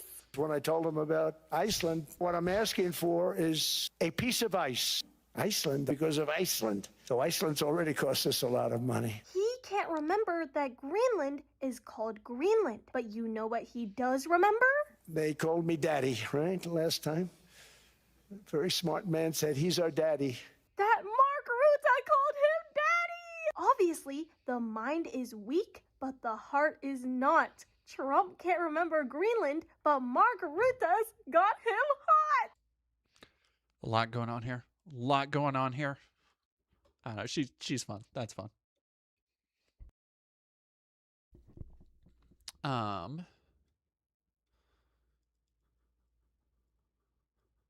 Hey, Alan Wiggs. This is Kiss Kiss Bang Bang Erasure.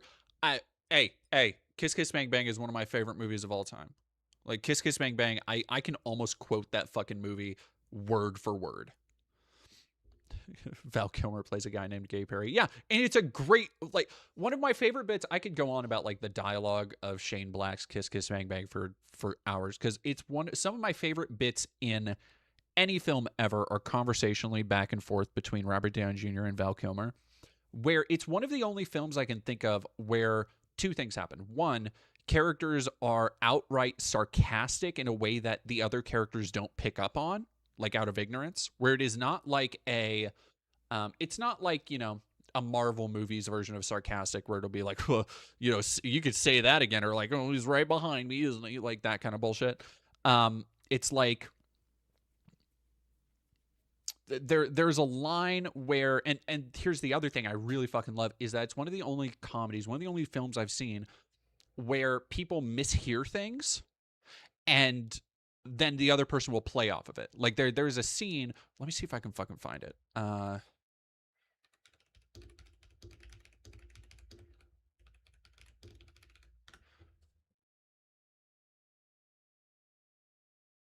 Oh God. There we go. Talking Monkey. Who taught you math? Oh, fucking so fucking good. All right, anyway, we're gonna watch a clip from Kiss Kiss Bang Bang and then get back to protest stuff.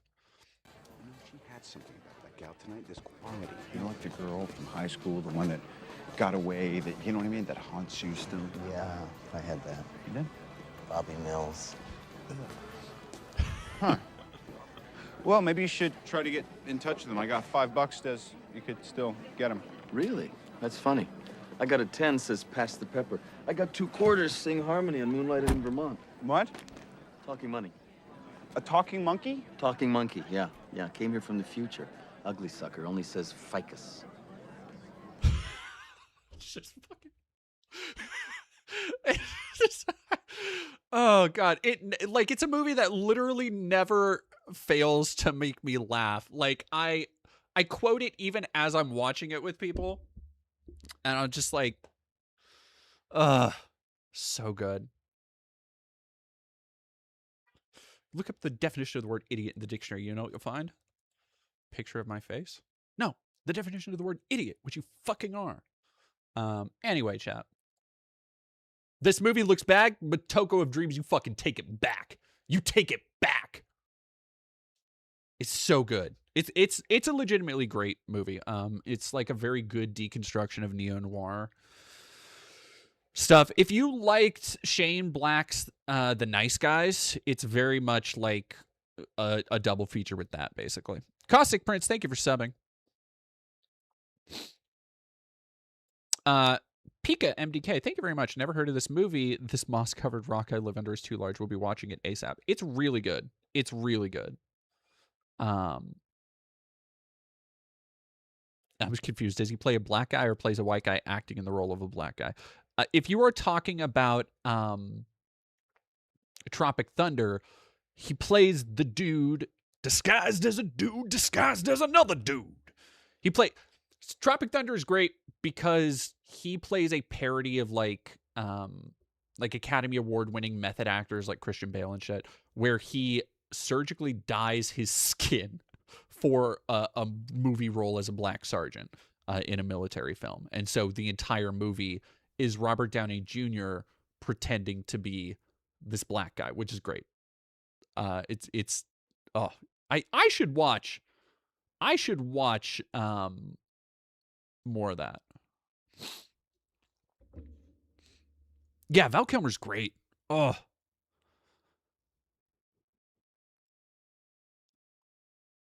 Alrighty, chat. I'm going to go really quick, blow my nose, and then we'll get back here. Let's pop this on real quick. Oh, wait, that's nothing. That's just nothing. All right, let me see.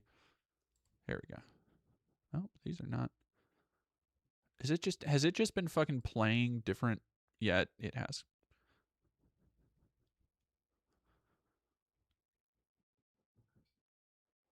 Christ, man. Social Security because of tariffs and tremendous income. You know, we have, and by the way, no inflation. So everyone said, oh, tariffs will cause inflation. We have no inflation. We have very little inflation. Biden had inflation, and he didn't do tariffs. There's another way of doing it, but it's more cumbersome, et cetera, et cetera. I don't want to scare you, but it's much more cumbersome, not as good for national security as this. We have a perfect system right now. We're making a fortune. We've never been stronger, and I hope the Supreme Court does the right thing for our country, because if they don't, it's such a problem. It's just so, it would be so sad. We're doing so. Yeah, sure. We're doing so good. Do you feel like you're doing good? I don't know. Do not, yeah, Juno dear, do not Google Joe Biden inflation. Oh, worst mistake I've ever made. Somebody asking what I think of the He-Man trailer. Oh, fuck it. I have a really hard time giving a fuck about it. I'm so tired of, like, here's the thing that actually kind of bums me out is that I think He-Man is legitimately has the potential to be such an amazing creative universe because it was just a receptacle of batshittery and like prime 80s cocaine children's toy nonsense. Like, it is a fucking film. It is a series where there are robot men and skeletons and like evil sorcerers and also cyborgs. It reminds me of Mortal Kombat, where it's just like you can do anything in this world and it's so good, or it feels natural, but it's so silly though. Like, there's a lot of expression that's possible there. So to see that kind of universe basically getting the Marvel movie treatment, and like there's something additionally that is so reverent about it that I fucking roll my eyes at. Like, I have the power. Like, all that shit is just so, like, I get it. There's a bunch of fucking 40-year-olds freaking out about their member berries and shit, but it's like, I would so much rather tell an interesting story. Like, because you can. I really liked Kevin Smith's work in Master of the Universe Revelation. Like the Netflix like mini series they did was fucking tight, dude. It was great. But again, like that's the kind of thing you get when you get somebody who's not only a fan of the source material but understands like the kind of failings of stuff like that. People were so fucking pissed about that because it kills Adam in the first episode or so. But yeah, just get the people who did the Fantastic She-Ra cartoon. Why would N.D. Stevenson, the last thing, N.D. Stevenson, the showrunner for, is Nerd with a Suit in here? Nerd with a Suit will back me up on this. The last thing N.D. Stevenson worked on publicly was fucking Nimona, a award-winning film that was critically acclaimed.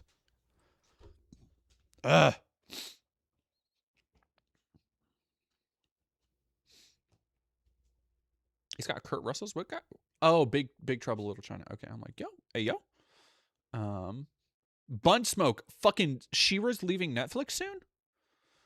Of course it is. Of course it is. And did they ever put out the rest of that? Sorry, I'm freaking out about She-Ra now.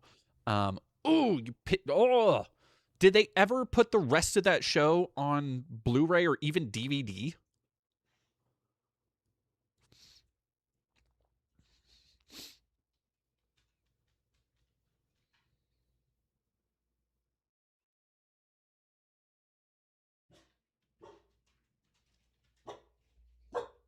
Kipo is leaving?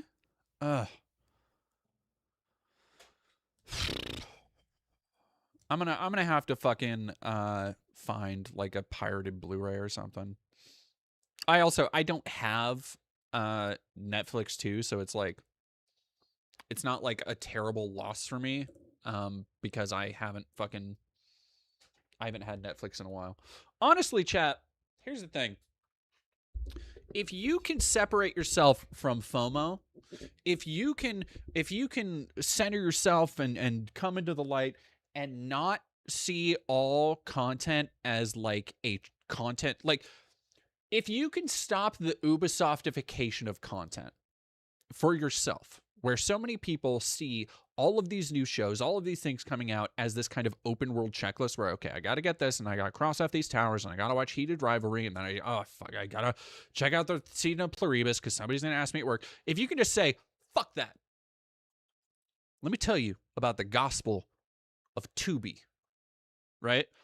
Tubi, commercials, yes, but it's also free and has a insane amount of foreign content, of great subtitled content, of legitimately great movies. So like if you can find it within yourself to wrest yourself away from the constant churn of like needing to catch up on the new season, or even if you want to go a little, I don't know, yar matey, I don't know. Tubi's great. Like honestly, here's the thing. As I've been going through this movie list I was talking about earlier, which is just a bunch of random stuff from different time periods, from different eras, different countries that a lot of people suggested to me, and all of the movies I've watched on there has been great. A lot of them, every time I look up, like, hey, can I find this anywhere? Is it streaming in the US? If it's not something I have to go to some website that people, keep, what's the word I'm looking for? Like cult classics and stuff that don't get a lot of distribution, that they keep it there for posterity, like archive material and transfer file, that kind of thing. If it's not something like that, then Tubi probably has it. They have a shit ton of stuff. Have I seen Train to Busan? I have. Train to Busan fucking whips. Don't tell me you don't like Pluribus. I've never seen it. I will say that. I have nothing against Pluribus. It sounds great. I will probably watch it at some point. That was just one of the things off the top of the dome because somebody asked about it. I am not making a qualitative statement about Pluribus. Like, it sounds good. I will watch it eventually, but I am not beholden. I've talked about this before. I'm not beholden. I will watch a TV show when I fucking get around to it. Like, that's it. Pluto TV. I fuck with Pluto a little bit.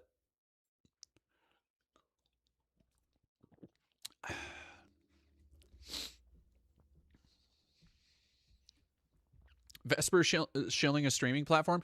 It's a free fucking platform. Here's the thing. It's free. It's on consoles.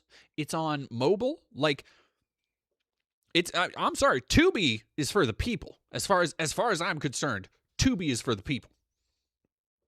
Alan Wiggs, thank you very much. I got to drop off, but thanks for the well wishes from Minneapolis.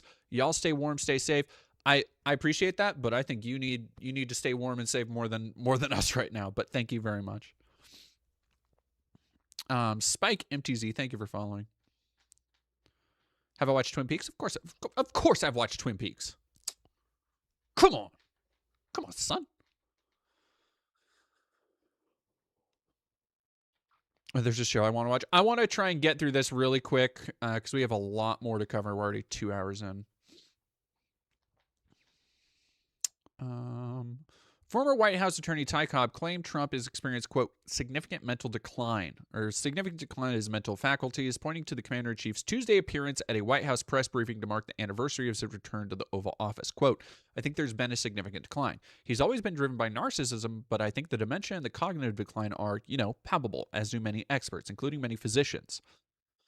Dr. Jonathan Reiner, who served as cardiologist for former Vice President Dick Cheney, on Monday pushed for a congressional inquiry into Trump's fitness. Reiner noted a recent letter from Trump to Norwegian Prime Minister, that name, featuring the president seemingly connecting his threads to acquire Greenland with not winning the 2025 Nobel Peace Prize. Let me see if I can find... Oh, do they not have the letter linked? This letter and the fact that the president directed it to be distributed to other European countries should trigger a bipartisan congressional inquiry into presidential fitness. The White House doctors have just reported, quote, I am in perfect health and that I aced, meaning I was correct on 100% of the questions asked for the third straight time, my cognitive examination. This is not a great way to do that. CR Rent, thank you for $20. I get progressively less and less guilty about my yar har haring since the plus days started. You get it. Same.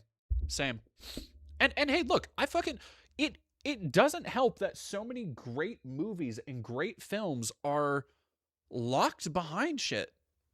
Like a great fucking movie. Hardware, 1990, I believe. Super obscure, super hard to fucking find. I don't want to pay $80 for a physical DVD copy. Nobody is streaming it. All right, sorry. I'm looking at your DMs car now, real quick.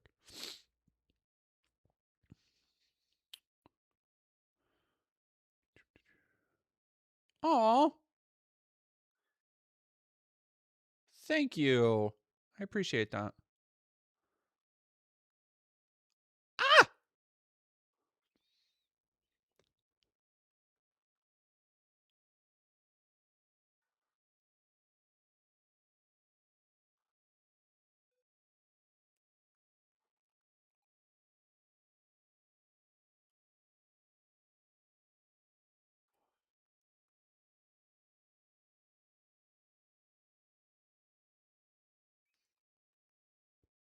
That's fun. All right, sorry.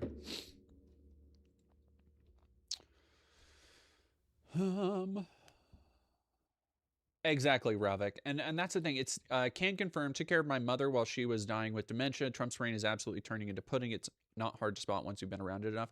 And that's the thing that, like, I've been really hesitant for so long to kind of jump on that narrative, but it's becoming very hard to not recognize, like, the just look of confusion everywhere he goes. Um, uh,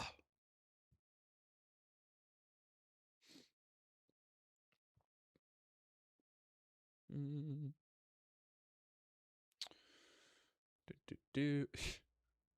Great. What a great bit of not even editorializing, just great journalism by the Hill, putting this at the end. Quote, Ty Cobb is an eternal stain on the great name he shares with a baseball legend. He should change his name to Ty Loser. Fucking got him. White House spokesperson Stephen Chung said in an email when reached for comment on Wednesday. Just fucking rad, dude. So CNN fact checker shreds Trump barrage of false claim in the Davos speech. So Trump, Davos, and the WEF have long been a point of fixation for the far right and the conspiratorially minded as the people. You know, if you've seen that Klaus Schwab video of "you will eat the bugs," or is that Soros? I don't fucking know which one of those old rich assholes they fixated on for that. If you've seen that, you get the picture of what they think this is. That this is the Illuminati. That this is the great satanic pedophile cabal that are they're controlling your children, folks. And then Trump comes in and he's fucking just chumming up to them, and it is one of the many ways in which all of this shit breaking down reveals that none of these people actually believe anything except for looking out for their own self-interests.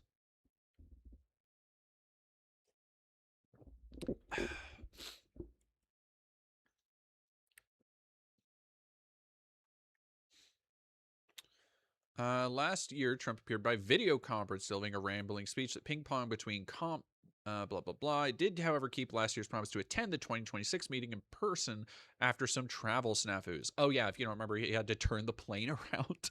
They dipped back down after what was a lot of people think was probably some form of medical emergency, which, like, hey, if he has a medical emergency and then just continues to try and work through it, more power to him. Don, I know you can do it. You don't need to stop. You don't need to relax. You don't need sleep or rest. That's those stupid, dumb college doctors telling you that. Nah, you're the art of the deal. You got this, buddy. I know you can do it. This is just like you're in your prime, man. Just wheeling and dealing. Don't need. Have you had more caffeine? Have you tried more blood thinners? Those might help. I would just take as much caffeine and blood. Just like take a whole. I hear it works really well if you take just like a whole pile of Tylenol all at once. Just put them in a Big Mac for Trump, and I think that would really help everybody at a certain point.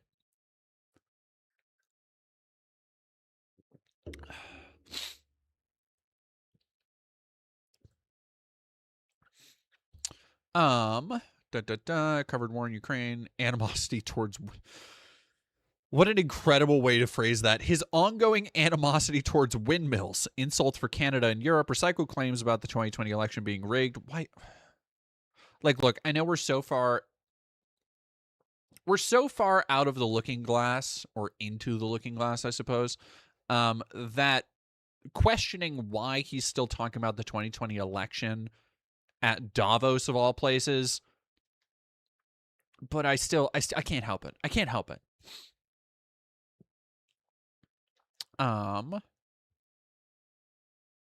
Yeah, it is. It's playing the hits. Like, if you're going to go see Journey, they're going to play Don't Stop Believing.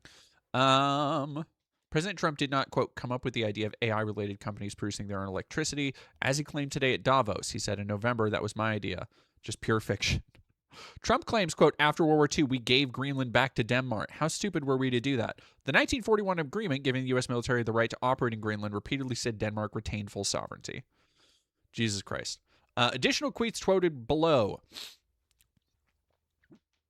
Jesus Christ. We've never gotten anything from NATO. Among many other things, the U.S. got a NATO coalition to fight in Afghanistan. They're not paying their bills. NATO's spending target is for countries' own defense budgets. It doesn't create bills. Quote, most of the countries weren't paying anything. Every member was spending something on defense. In 2024, 18 countries of the 31 subject to the 2% of GDP target were at or above. Quote, we paid for, in my opinion, 100% of NATO. Factually incorrect opinion. As of 2024, U.S. defense spending was 63% of total NATO defense spending. A big chunk, clearly, but nowhere near 100. He has now called Greenland Iceland 3 times today and once yesterday, repeatedly calling Greenland, in which more than 56,000 people live, a piece of ice. He is doing the thing that so many people, when they are a child, it is sorry, do we have a big dono? Thank you very much for the Plague Doctor's Bong. Shiba dog bowing respectfully. Thank you. Did you donate twice? Why am I not seeing these? Carnell. He called Denmark Norway. That's not surprising. Yeah, I'm not seeing any others.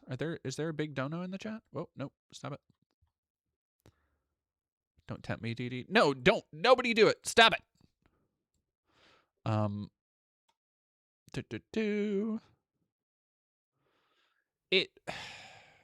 What was I was gonna say something and I got distracted. Damn it. Oh no, he was doing the thing that every fucking second and third grader does when they look at the atlas or the world map that's in their classroom and they're like, yeah, it's fucking crazy. Look at all that ice on Greenland, but look at all the green on Iceland. Huh? Who? Huh? Huh? Huh? Right? Like what kid didn't fucking try and run that routine when they were in third grade? They were like, have you heard about this Greenland? They call it Greenland, but it has ice, and they call it Iceland, but it's full of green. Huh? What's the deal? Like that's basically the thing. Cody Spinelli, thank you for $5. Video game controller looks forlorn in between the words. Try again.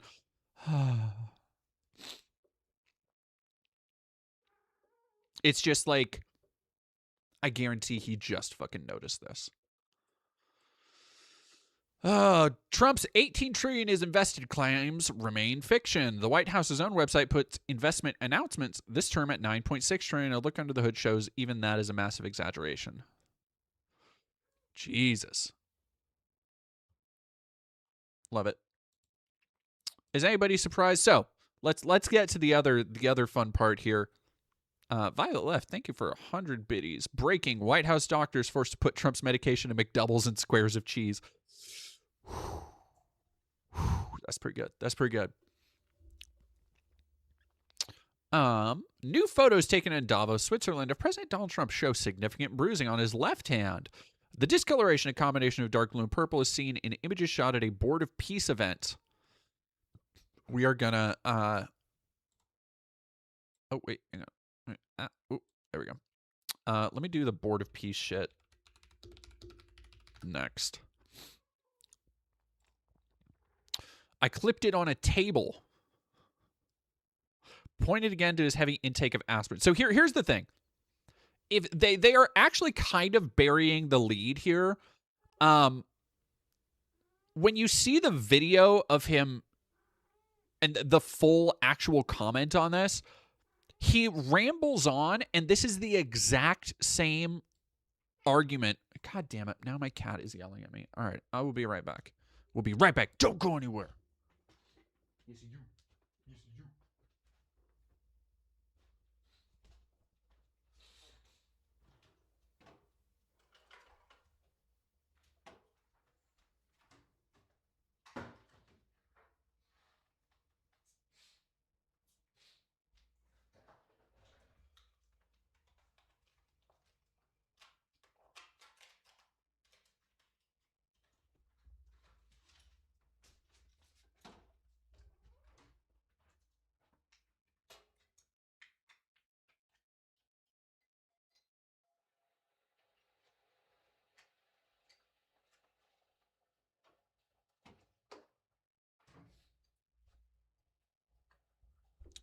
Wahoo. Okay. I'm going somewhere. You better. Oh, you better not.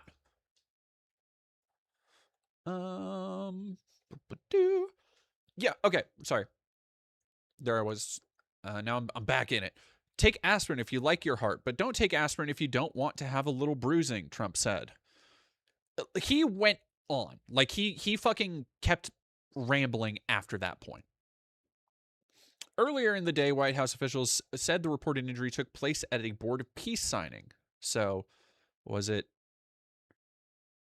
clipped it on a table? I guess maybe it was on a table. As the president and his physicians have previously noted, he is susceptible to hand bruising due to his daily aspirin regimen. Pictures from yesterday and this morning clearly show no bruising.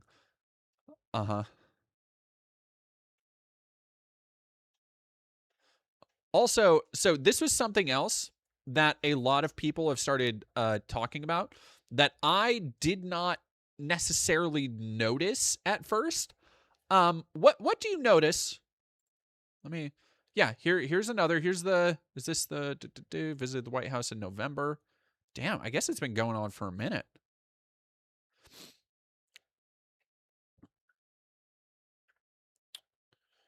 Blah, blah, blah. Israel. Do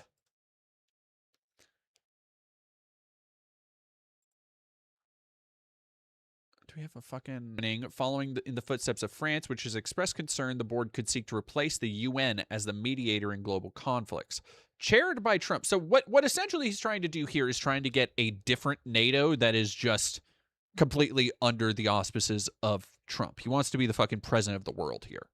Nehemia, thank you very much for $5. He's got the black spot, mateys.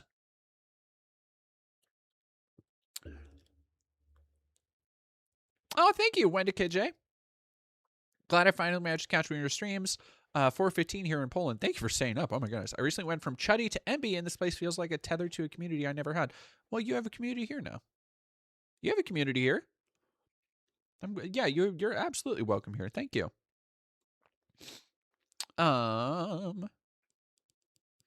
Chaired by Trump, the board was originally envisaged as a small group of world leaders overseeing the Gaza ceasefire plan. Bullshit. Yeah, you want to know how I know that's bullshit? So, chat, I've been saying for months now.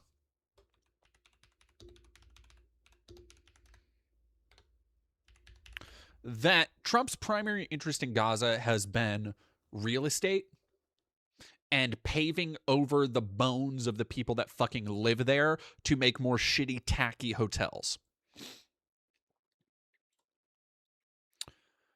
And I've been vindicated by this. 180 skyscrapers for Gaza. Trump's son-in-law Kushner unveils master plan for enclave's reconstruction. We have a master plan. There is no plan B. Thus spake Jared Kushner, unveiling his vision for post-war Gaza in front of the World Economic Forum.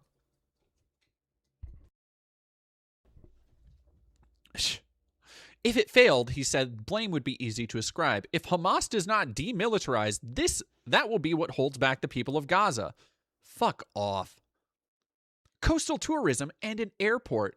A map of Gaza was pulled up on screen to show how the enclave would be developed. A coastal tourism zone would run along the seafront, long enough for up to 180 skyscrapers, many likely earmarked as hotels. At New Rafa, more than 100. Like, look at this shit. They're turning it into a fucking residential suburb. For rich fucking Israeli assholes. 200 schools and more than 75 medical facilities, he said. He expressed hope that the construction would be completed within 2 or 3 years. Are the Palestinians going to be there? Do you think that the Israelis that they are working with to set this shit up, to put these planes in motion, are going to allow Palestinian children in schools, Palestinian people in their medical facilities? After they bombed, murdered, raped, pillaged, and genocide entire families, entire family lines.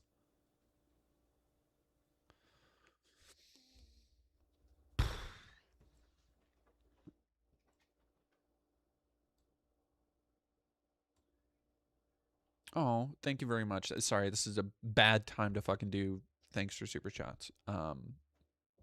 Jade Eleanor, thank you very much for $5. I'm half an hour behind on stream. I'm so mad I missed the combo about Kiss Kiss Bang Bang. Wendy, thank you so much for $100 to the wittiest. I don't know about the wittiest, but I appreciate it. And thank you. That is so helpful. I'm actually, I want to announce, even though I'm still rocking my shitty chair right now, I did, with donos that were available and sent to me, I did finally buy a new chair. We have a new chair on the way, chat. It's well reviewed. I got a good deal on it. So I want to thank everybody as usual again. Everything I do and everything I'm able to keep doing is because of y'all and the donations and all the help it entails. So thank you. Wendick J, additionally, what would be the best way to support you? Donos are totally fine. Preferably, if you want to just give a couple bucks, the Ko-Fi links is mostly helpful. A monthly Ko-Fi donation or a patron sub, yeah, those are really good too. Ko-Fi goes directly into my PayPal, so I get it immediately. Patreon is a once monthly thing, but that's also super helpful. Like any of those, but honestly, I'm not too particular. Like if somebody wants to give me money, I'll kind of take it whatever way it's given. And yeah, I'm so excited. I have had this chair and it's weird because I almost have a weird attachment to the chair. Because it was basically trash from a friend of a family that they were throwing out, and I was like, oh, I need a desk chair. Like probably close to a decade ago now. And it was a piece of shit then. But you know, I made video games in this chair. I sat in this chair for years when I was, first learning to do editing, when I stayed home during COVID. Like, I don't know. It's weird. It's nice to be able to finally move on though. So again, thanks to everybody here. Sparklebirds, thank you for supping with Prime. And Dragon Cat Overload, thank you for $4.99. No comment. Here's Red Bull money. I think you mean here's Celsius money. Come on now.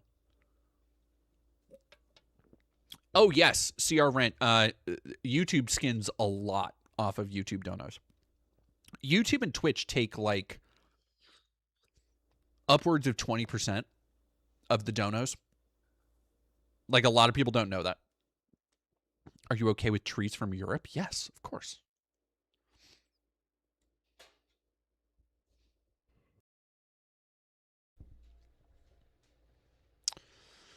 New Gaza is to be a center of industry with the aim of achieving 100% full employment. I don't mean to slip into that kind of like very corporate speak voice as I don't want people to take that as me making light of this situation or trying to make it easier to go through. Because the only thing I have in my heart reading this shit is contempt. And I think that's how it comes out. The things that I have contempt for, like just the disgusting sanitization and corporate approach to genocide it's inhuman. It really is. It's fucking inhuman. But this shit it's unconscionable. Computer-generated images suggest a metropolis bearing a strong resemblance to Persian Gulf cities like Doha and Dubai. Of course they do. They probably fucking AI generated this shit. Almost certainly, dude. 2 years of Israeli bombardment launched in response to Hamas's attack. Fuck off, dude. God. Who's going to pay for it?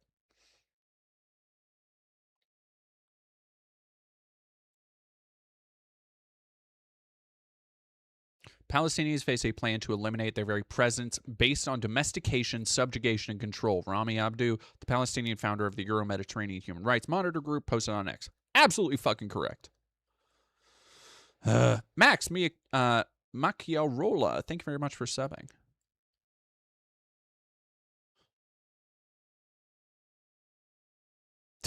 That's fucking fun. That's a little fucking funny, actually. Currently, Israel's military is present in just over half the territory, including in Rafah, the original 20-point plan, which secured the ceasefire, blah, blah, blah. So far, third parties have been reluctant to commit to joining the force, this, fucking peace force. And Israel has objected to possible participants such as Turkey. Very funny that this, board of peace bullshit, which so far, which includes Turkey, Israel's key regional rival, was not coordinated with the Israeli government and ran contrary to its policy without clarifying its objectives. Norway would not join the board because it raises a number of questions that require further dialogue with the U.S. Much of Western Europe, Russia, and China have not said whether they will join. It's so clearly here's the thing about the Board of Peace thing, is that it is so clearly an ego trip for Trump. It is, in the most plain metrics and language possible, every world leader at this point is, unfortunately, probably pretty fucking familiar with how childish and detached Trump is, how egotistical and self-serving he is. And it does, as much as he wants to stamp around and talk about tariffs and military power and all this other shit, a lot of other people are, A, getting tired of his shit, including, the fucking stock market, and B, have no incentive to suddenly join the Board of Peace, for somebody who is out here snatching other countries' sovereign leaders, who is constantly threatening with expansionist and manifest destiny bullshit rhetoric. And here's the real thing that so many people are getting tired of Trump about. And this is where Trump's allies, or the people who allied themselves with, for the sake of capital, venture capitalists, billionaires, all that shit. People are getting so goddamn tired of Trump's back and forth on the economy. When a couple weeks ago, when there was the big meeting where he had the heads of Chevron and BP and all of these big oil companies together, and it kept coming out how a lot of oil companies didn't want to reinvest in Venezuela because nobody fucking knows what he's going to do next. Nobody knows what the plan is at any given point because nobody seems to think there is one, let alone Trump and his own administration. The people, the money people who they need to invest in these things, even the shit like Gaza and this craven Jared Kushner real estate scam bullshit.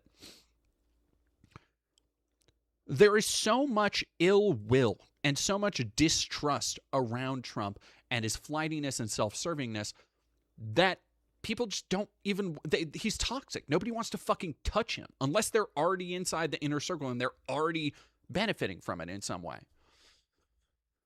Violet, thank you for 100 bits. What they're doing in Gaza is awful, but this plan has to be some kind of rug pull scam. The timeline is impossible, and the investment opportunity, even if they could pull it off, is so small and risky. Yeah, kind of. I would agree with that. I haven't looked into every detail on it, but literally anything that they fucking touch, I think there's some kind of scam. And you can see that in, I did a video highlight. We talked about it. We went over all the Trump family instigation and investments into Bitcoin and pardoning Chinese crypto billionaires and all this shit. Pardoning people tangibly accused of actual fucking crimes. It's just, it is getting to a point, and this is additionally another thing where I think all of these dominoes are lining up to give America on a world stage the humiliation I think it deserves through Donald Trump. That is not saying like through a 9/11 style attack or anything like that, because honestly, Donald Trump has been so humiliating for so long as just a egotistical pig, really, a just piggish, leathery, hot dog skinned, sycophantic, libidinally driven monster. You can go down a long list of descriptors for Trump, and most of them would probably be accurate negatively.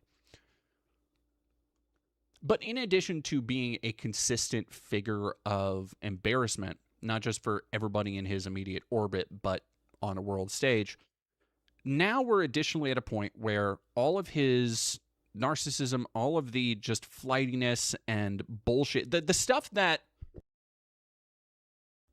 And here's the thing. Here's where the cowboy bullshit attitude that modern conservatives have, of like being an alpha and asserting our will and dominance as America and all this shit, rubs up against actual economic, foreign, and world policy, is that doesn't fucking fly for other people.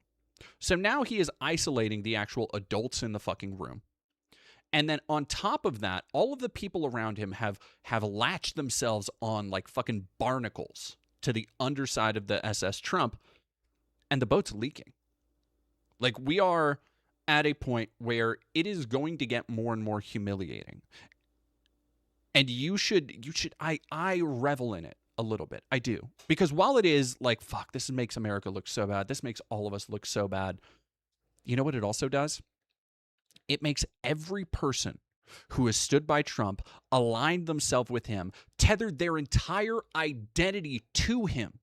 People like Stephen Miller, people like J.D. Vance, all of these double-speaking dickheads, the performative assholes like Pete Hegseth, they're going down with this ship.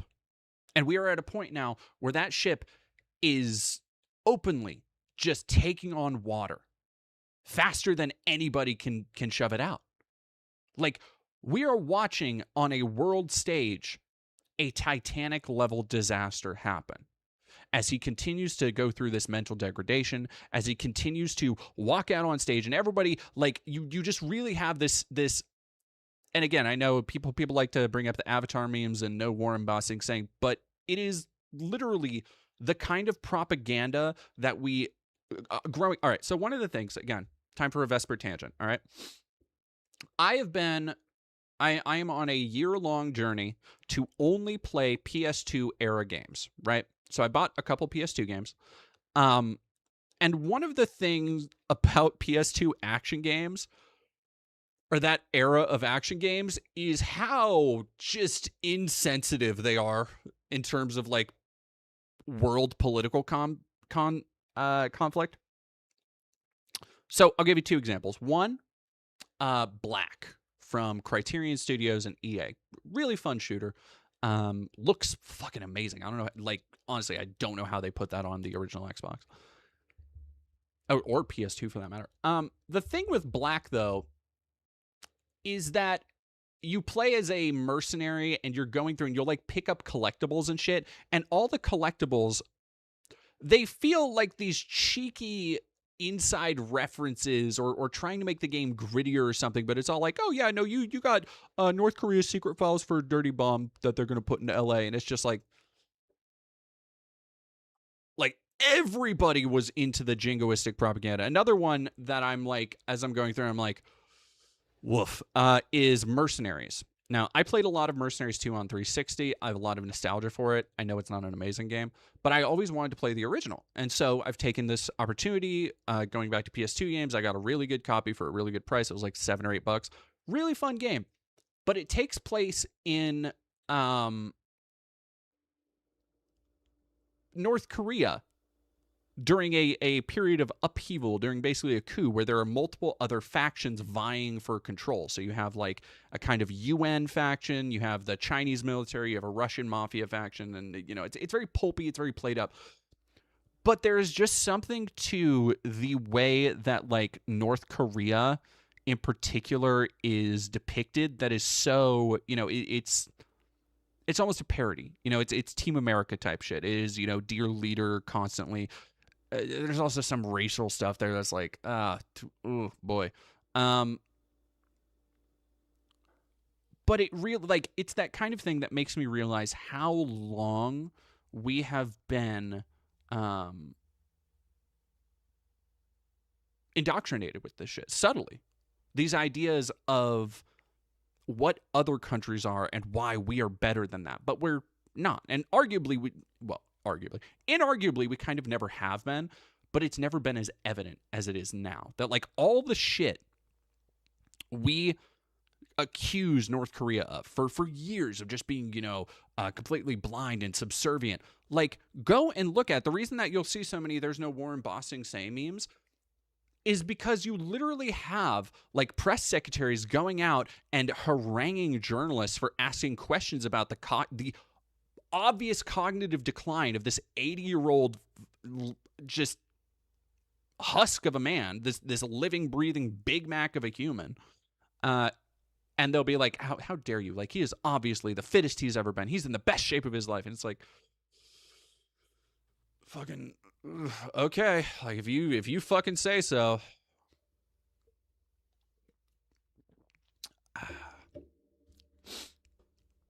Homefront, crisis, North Korea were problems there too. Vesper PS2 arc. I'm a huge PS2 gamer. I got tons of suggestions. Okay, no, I have a lot of PS2 games. Okay, I used to have a lot. I've talked about it a little bit. I'm really bummed about some of them that I've lost along the way. Just because, like, at some point, I think I talked about this last stream, but at some point, game prices spiked massively. And like stuff that I'm like, I bought, for example, when I started collecting PS2 games, probably around 2015, 2016. I bought a bunch of games that were like, Resident Evil 4, Resident Evil Outbreak. I bought Silent Hill. I bought most of the Silent Hill PS2 games for like $40 or less.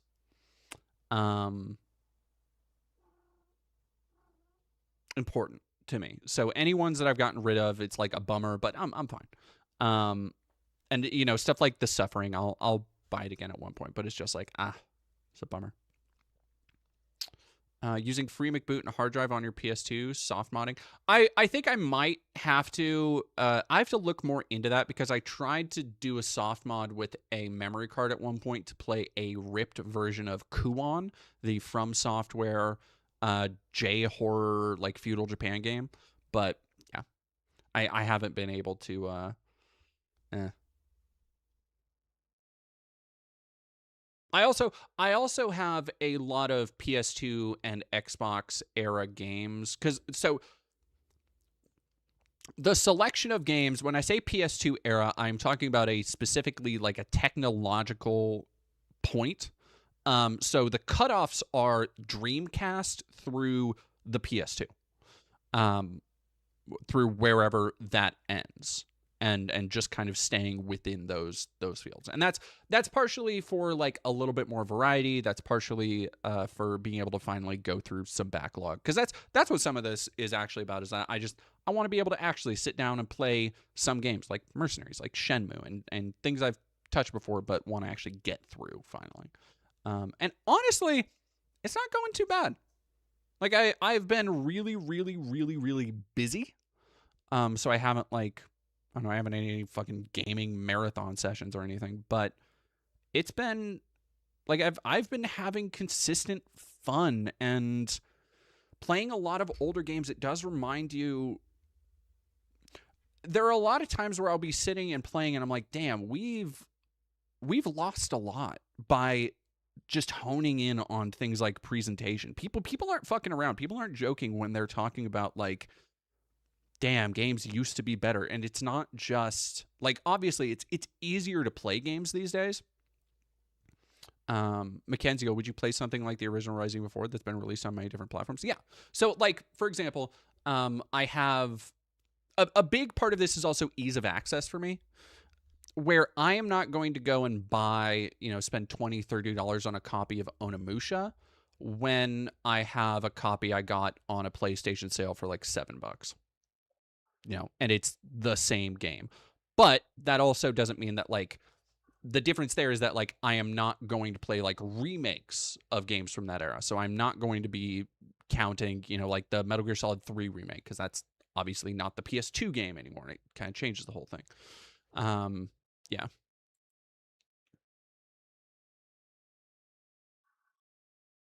Crunk Ops, thank you very much for following. Holy shit.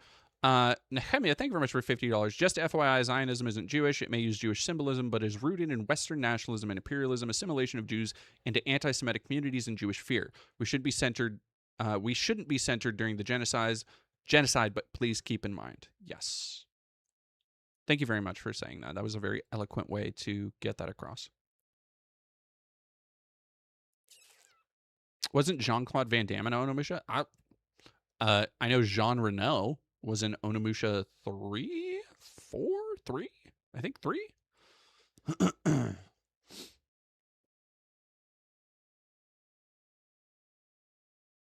Oh, yeah, no. Another thing, Spike, MTZ, Far Cry, and the original Xbox had a full-on level editor.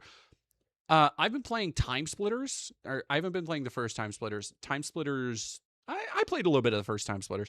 There's this really weird era. Here's this additional, like... There's this era within an era in the PS2 generation that was making the leap technologically from PS1 to PS2 that, like, that launch window and that first year or two of games is fucking fascinating. Going back to shit like launch titles like Summoner, and you're like, this is like a PS1 game. What the fuck? It is the growing pains to get to the games that we have today. You see in games like Summoner. And like, what was the other one somebody just said? Oh, no, I said the first Time Splitters, which is like, you play Time Splitters Future Perfect, Time Splitters 3, and you play it and it's like, oh, outside of like some dated graphics, which it still looks great. It's an amazingly animated, really well stylized game. Great fucking game. Good shooter. But then you go back to Time Splitters 1, it's like, there's no story. It's still in this very, like, kind of post Half-Life idea of what a shooter campaign can or should be, where it is not like, okay, here's the narrative, here's the story as you're following it, here's these characters. It is just purely gameplay. It's still like this oddly vestigial Doom, Quake DNA in there. They're so fascinating. Like, we legitimately do not get games like that anymore because, and here's the other fucking thing. Nobody had, one of the other things that I think really, and I'm putting all of this into the video eventually, so if you want to hear me rant about this, I'm putting out a video at the end of the year to talk about how just playing PS2 games for a full year affected me, or like what I kind of learned from it. And one of the other things that is really fascinating to me is that nobody knew what the fuck controls were supposed to do in the PS2 generation. Like, honestly, you put in one game, they will have a jump on Y or triangle, jump on triangle and crouch on the left stick, and then put in another game and crouch will be fucking like L2 and jump will be square and reload will be X. And it's just like, but at the same time, it was those little things that helped each game feel different, because in a lot of cases those control schemes were made for the capabilities of what you were playing. So it wasn't like, you pick up Battlefield, you pick up Call of Duty, you pick up any first person shooter. Really aren't that many big franchises anymore, and you can pretty reliably be like, okay, square, reload, circle, crouch, right, left trigger, right trigger, aim down sights, probably press Y to change weapons, and, go on from there. But that wasn't always the case. And it's so, I don't know, it's another one of those really interesting things where I'm just like, I don't know. I will say checkpointing is, it's a really weird, the one of the weirdest things that's taken time to actually adjust to is save points, because it's a point where, like, there wasn't guaranteed that your game would have autosave. And the games that did have autosave, it's not guaranteed that it's good autosave. Like I think Halo is maybe one of the only Halo and Halo 2 are maybe some of the only games that have like actually good checkpointing. And even that I literally, so Halo is the first game I beat this year. And I had a checkpoint on the final level that was unbeatable because I got into an area that you're supposed to just like die and kill yourself if you get into, but then it saved right as I like landed on ground, and I was like, oh, well, fuck me, I guess. Anyway.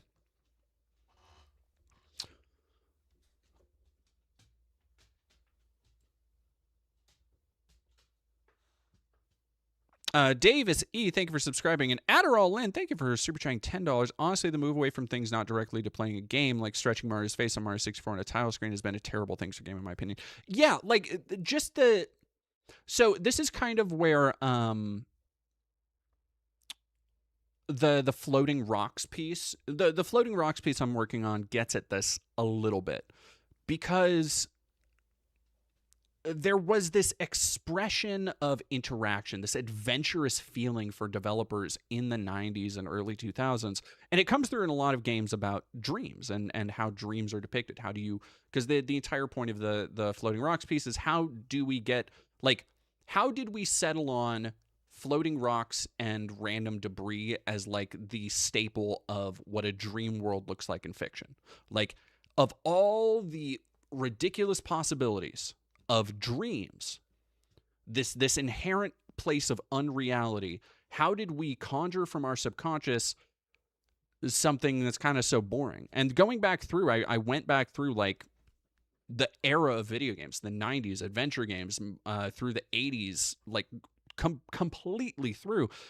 And there were so many different weird fucking ways that people grappled with these ideas. And like the transition from 2D to 3D, there was a lot of this very inherently surreal and strange and kind of silliness that we shaved down little by little. And I think it has made less interesting, not just games to interact with, but just less interesting arts. Yeah, no, exactly. Dragon Cat Overload, Nights into Dreams is one that I directly cite. And then yeah, I will get to, like, look, I have a year ahead of me. I will get to Ace Combat. I will get to there are a bunch of games I want to play. I have a copy of a very rare game that I might try and stream at some point because I still have never touched it and I need to. Do you think Dragon Ball Z might have had some effect on this, given how much it uses floating rocks during power-ups?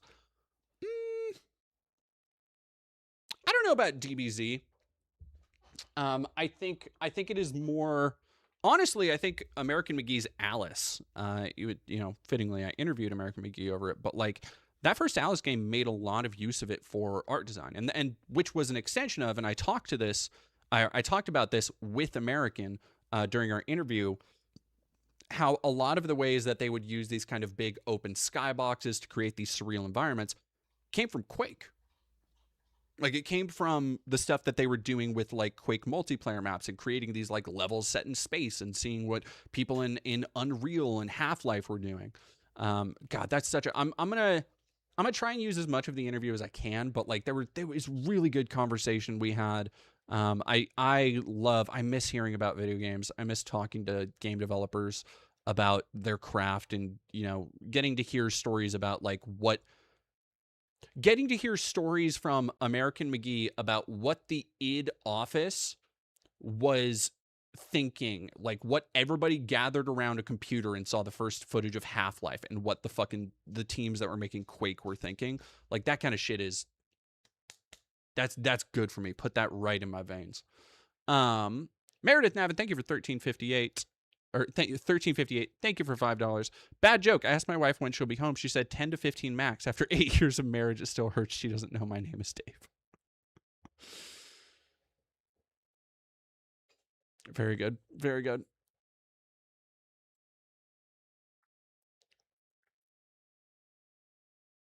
Anyway, let us go. We have enough of this bullshit. Oh yeah, I do want to talk about this really quick. The Renee Good thing. What else do we have? Oh yeah, okay. We got Sex Pest Patrol out here. We got Matt Gates. And then what do we want to go over the Asmon shit? I'm fucking tired of that, dude. The I don't even know. Lictar, was that the name of the streamer? I don't know. Anytime there's a streamer who gets in trouble or hot water for shit, I discovered that there's somebody out there with 50,000 followers that I never heard about. But if y'all haven't heard about that shit, well, because it's only tangentially related to Asmon.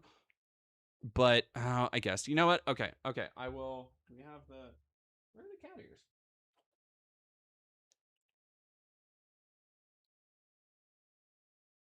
I don't know where the cat ears are.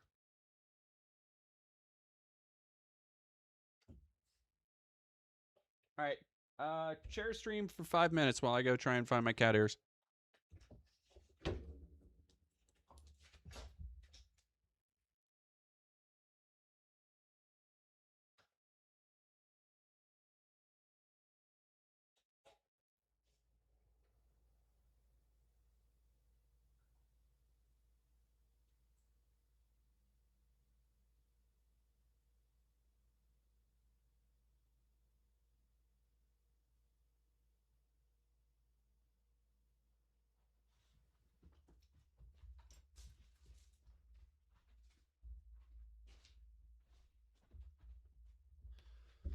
Alrighty, chat.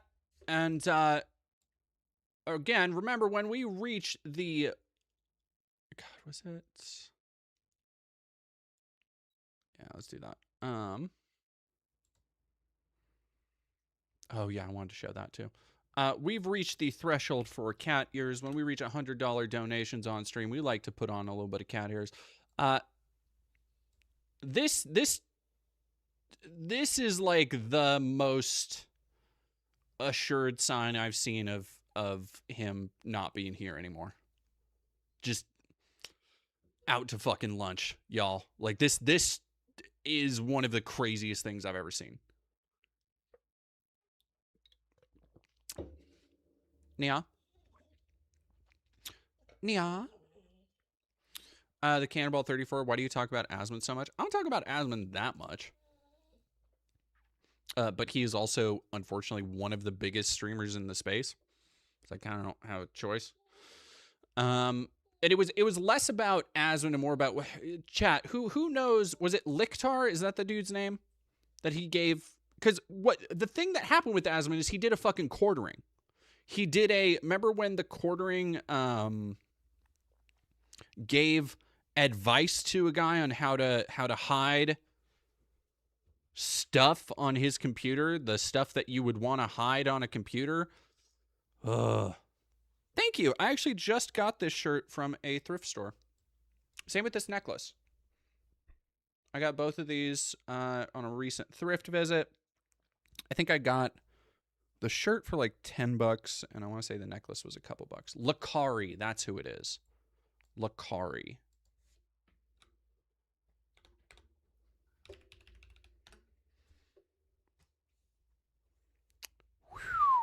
Yeah, dude. TMZ on YouTube is crazy. Is he banned?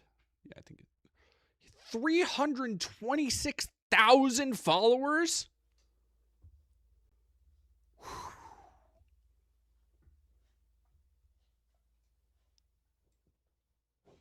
That's crazy. So here's the other thing. Hell yeah, I got a choker at a flea market this week. I almost got a choker too. It was a cute white leather one. It just didn't quite. I didn't like the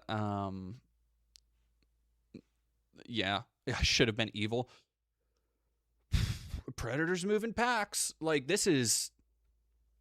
Look, it is crazy to me that people around Asmon that this shit keeps happening. that Asvin apparently said like, oh, well, you need to get a second computer for that kind of stuff.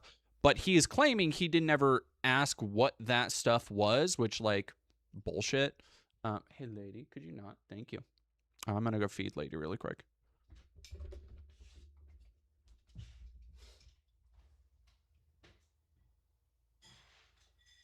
You going to chill? You going to chill for a little bit, Pooch?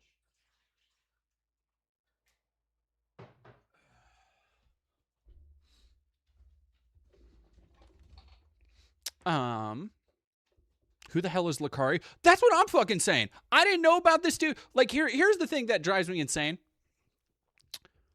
It's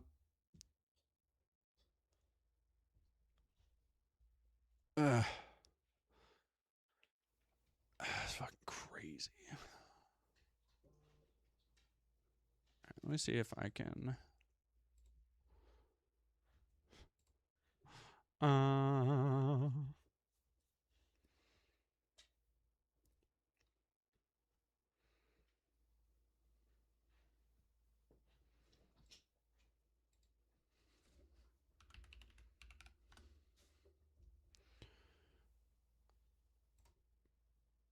All right, so here is the video. If people don't know what it is. No, it is. It's in real life glup shittos. Not the Destiny subreddit. Oh, I forgot about the live stream fail. Honestly, so here's the thing. I've been getting a lot of, like, naturally, a lot of Destiny people push back, like, whatever. I don't care. But all of the people coming out calling me, you know, a bad faith actor, whatever. In the wake of the Destiny mod, that one Reddit cringe lord, that's the only thing I can picture as, like, Destiny fans being now. And it's very funny. Have I heard of Leadhead? It sounds familiar. I swear these streamers manifest out of nowhere with their millions of followers and their controversies.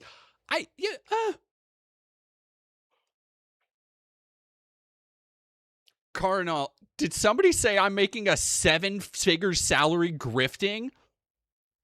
Oh, dog. Oh, I just, like, hearing that gave me, like, multiple people gave me, like, a fucking glimpse into 7 figures. That's fucking what I wish, dude. I fucking wish. Like, let me tell you, if I was making 7 figures, I wouldn't have to occasionally beg for, I haven't had to do it thankfully in a while, but, like, be overdrafting. Oh yeah, no, I know Leadhead.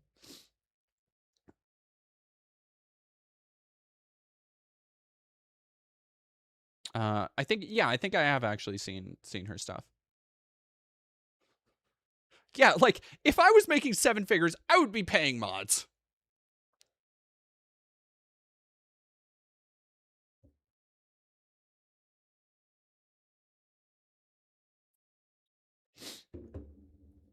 Seven figures is fucking funny. Oh, man. Yeah, like, I'm sitting here, I'm rolling 7 figures deep. All right, let me chat. Can I be radically vulnerable and honest with you for a second? I cover my chair up a lot because it's such a piece of shit. I'm gonna be real. I'm gonna show what. Have they seen the chair? I'm going to show you the chair. I'm throwing this piece of shit away the second I get a new chair. I have been doing this streaming for 3 years, and I've been so focused on content and making content that not only have I racked up debt that I still haven't paid off or paid down from the multiple trips I do where I will put myself in danger to make videos, but I additionally have been doing it from this fucking chair. Chat, this thing. This nightmare abomination of a fucking chair, dude. Like, I can't even show you how awful the seat is. Are you 7 figures? Yeah, like, I got I had to have people donated for me to buy a fucking Jar Jar watch for a bit. You're thinking I'm making $1 million?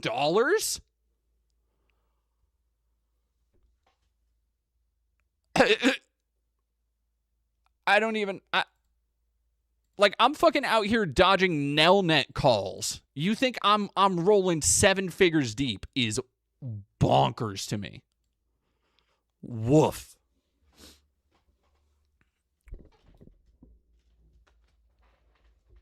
That, man. Yeah, no, I'm saying this chair's bad. I hate this fuck-ass chair. I'm embarrassed of this fuck-ass chair. I don't show it off. The only reason I showed it off is because I'm finally getting a new one. And not even one that I bought that's super top of the line. This is a $500 gamer chair. It was $120 on Amazon. And I got it on Amazon because they threw in free shipping.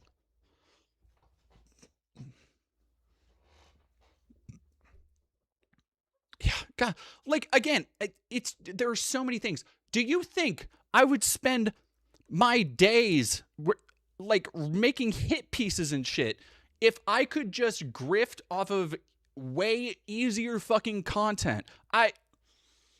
Sure. Okay. Fuck, man. That's so... I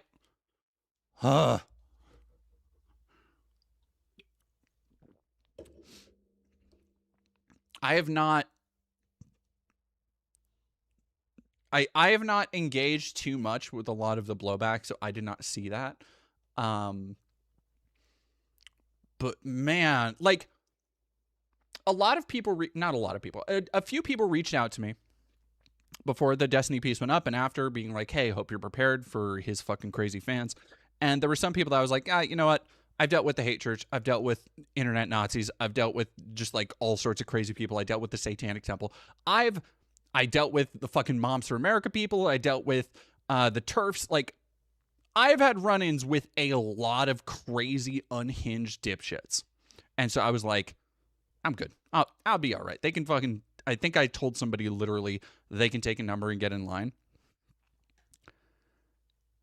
And then actually seeing how unhinged they are firsthand has been a learning experience, to be sure.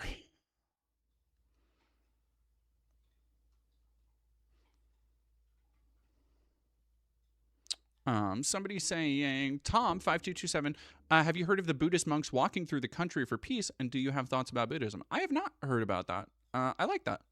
I in some ways, I think, and this can be true of all religions. In some ways, I think,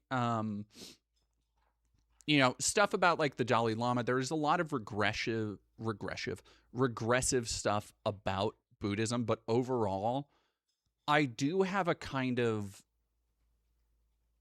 and I realize this is not very Zen of me, but I have a kind of jealousy about Buddhist monks. I really do. I wish I had the,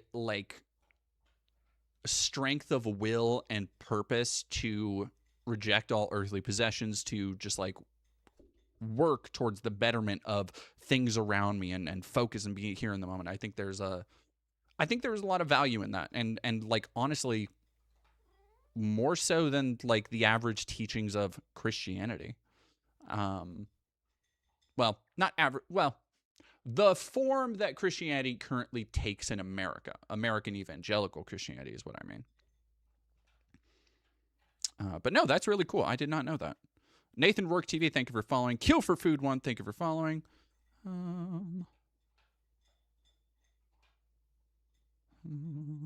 Nishiko, thank you for subscribing.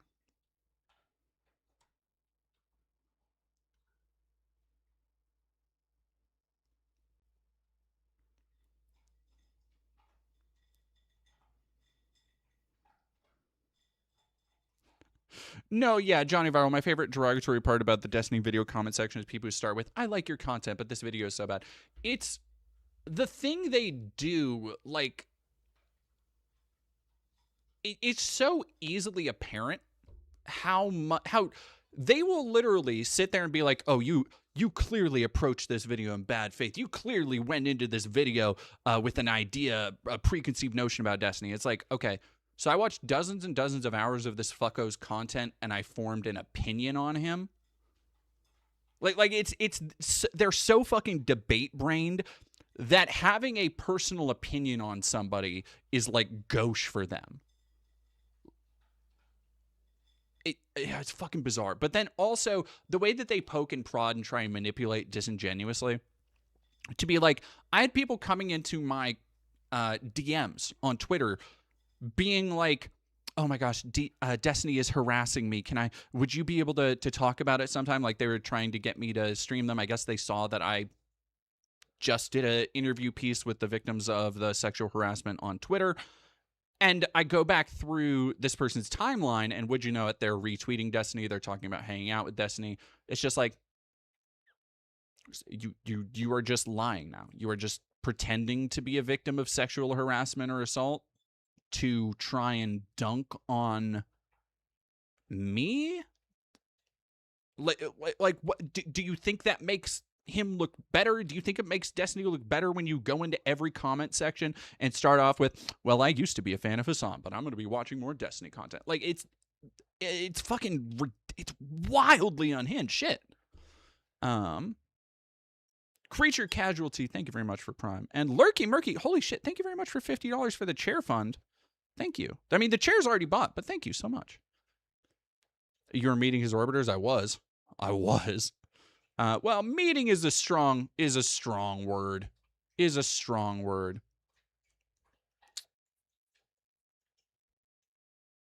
But yeah, okay, let's get to some of the other controversial stuff. Like, so this happened, no, I want that. When did this happen? This happened, yeah, like 2-3 days ago.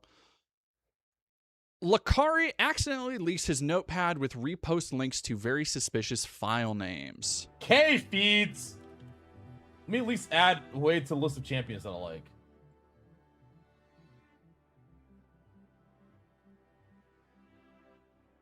Does this have the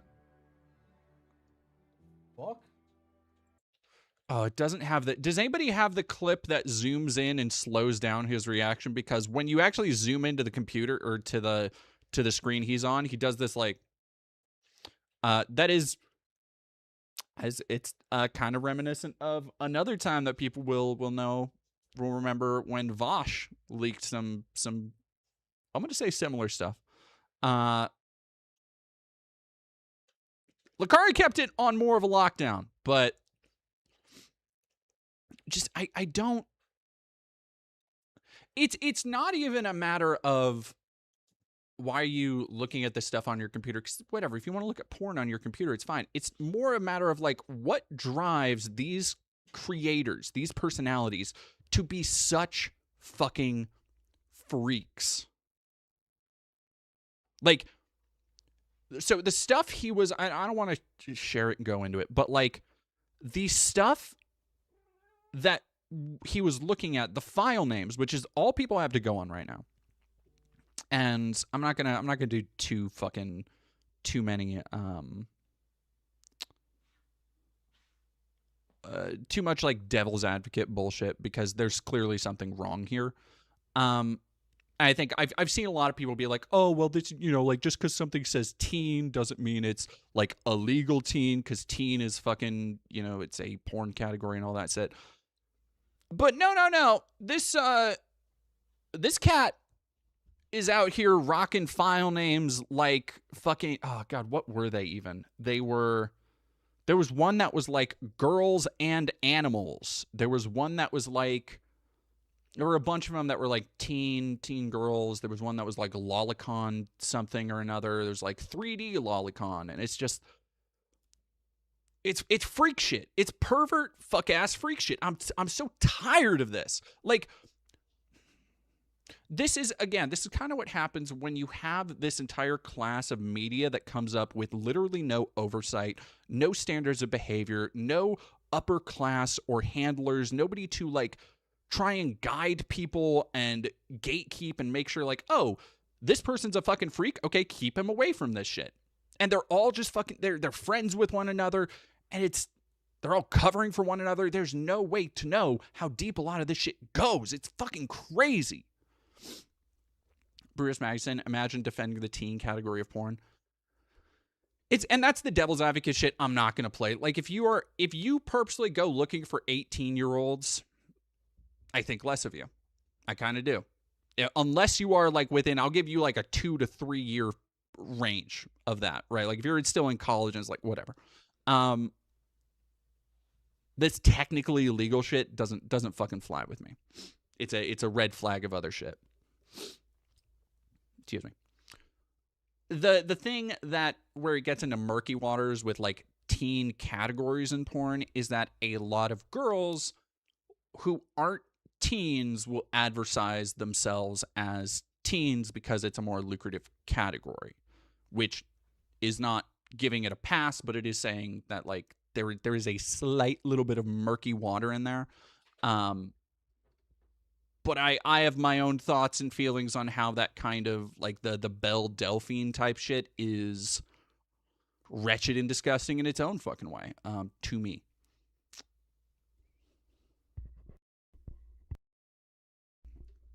Yeah, exactly. Exactly, Bruce Magnuson. Being into 18-year-olds tells me you'd go lower if you weren't legally required not to. Yeah. I think that's a really good way to put it. We have a cat. We have...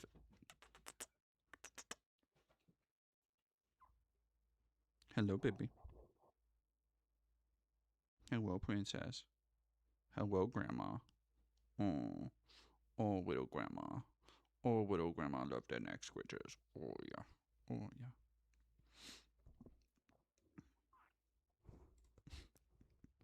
Why is it always animals? Ah! Oh, I need to fucking clip your nails. Okay.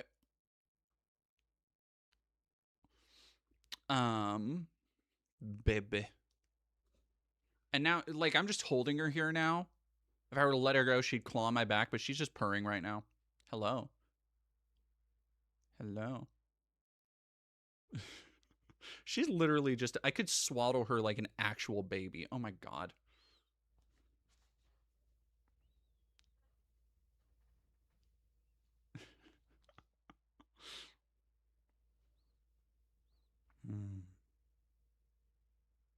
She's so purry. Oh, I love you, cat. I love you.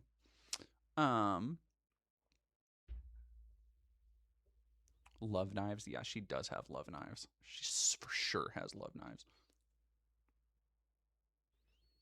Like, look, she is literally just... No, directive. I think you're absolutely right. Like, they get bored / numb is a really good way to... God, you're so cuddly today. To say it is that I think there are these, like... I don't know... Again, I don't... There's a lot of reading I've done in the past on sex addiction. It's not fresh in my mind, but, like, sex addiction is usually not... Actually, when it's diagnosed, it is usually not actually like, okay, your problem is addiction to sex. It's a compulsive thing. Like, people who are predisposed, like people who are ADHD or have other neurological or developmental issues, can be predisposed to being at a higher risk of addicted behavior. But that's kind of across the board. Like, it is a dopamine shortage or an irregularity in the brain that leads to a lot of people chasing these trends. And it can kind of become a roulette, and it's not the case for everybody, but it can become a roulette of like what addiction you stumble into or what compulsion, not necessarily addiction, compulsion do you end up taking on. This is why, like, hey, do you want to know why so many people who are autistic or neurodivergent are into shit like anime, magic cards, collectibles, why they have little collections of trinkets and stuff, and why they get hyper specific about stuff? It's because of those compulsions that like a lot of neurodivergent people are naturally drawn to. Ow, ow, ow, cat, ow. Okay, ow. Oh my gosh, you're also so warm. She's like making me sweat from how warm she is. Goodness gracious. I love you. Yes, I do. I love you, baby. Hello, baby. And now lady is, if you can hear that thumping. That's lady sitting next to me and her tail knocking on the wall. Yeah, me and bird knowledge, stuff like that, where it's like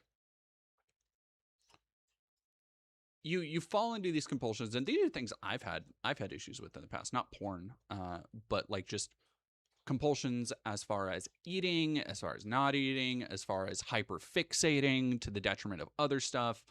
I had really bad compulsion issues with playing video games, especially when I first started and was failing out of college. When I got into a program, I've talked about this before, I got into a program that was absolutely not for me. I'd kind of been sold a bill of goods that was not the case. And I coped with a lot of really unhealthy, shitty food and video games. And this is when I was like 18, 19. I had a lot of growing up to do, and I did it eventually. Moth Mom Jess, lifelong ADHD person. Until I transitioned, I had a massive problem biting my nails. All right, let me see if I can get Mr. Purr into the mic.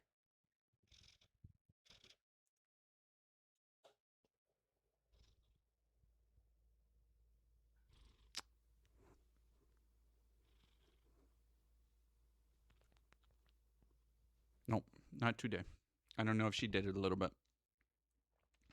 Fight now, but thank you for 50 bits. Also, Buddhist here. Oh, hey, there's a huge contingent of secular Buddhists. You have to remember that Siddhartha Gautama was just like a dude who had some neat ideas about inner peace and the oneness of humanity. Not saying our history is flawless, but we're definitely better than most Abrahamic religions. Yeah, that's kind of my read on it. Again, I haven't studied.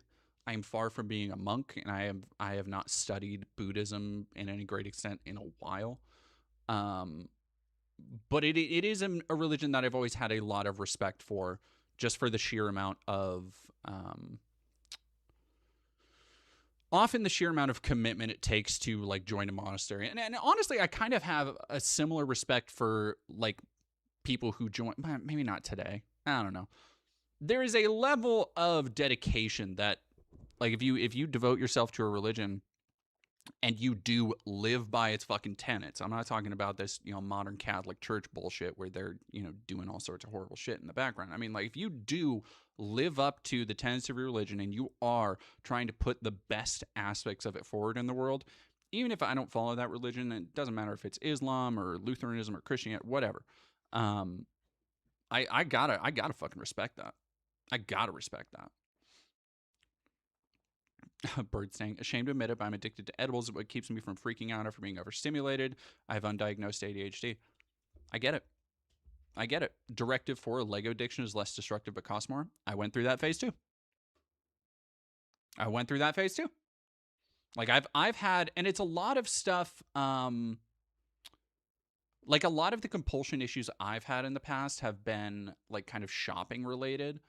And I thankfully I haven't dealt with it a lot in a couple years, but like there would be times where I would be really, really fucking depressed, and I would just be like, okay. And shopping, it kind of extended to food. It's like, fuck it, my idea of balling out would be like, fuck it, I'm getting 2 desserts when I go to Arby's, shit like that. But yeah.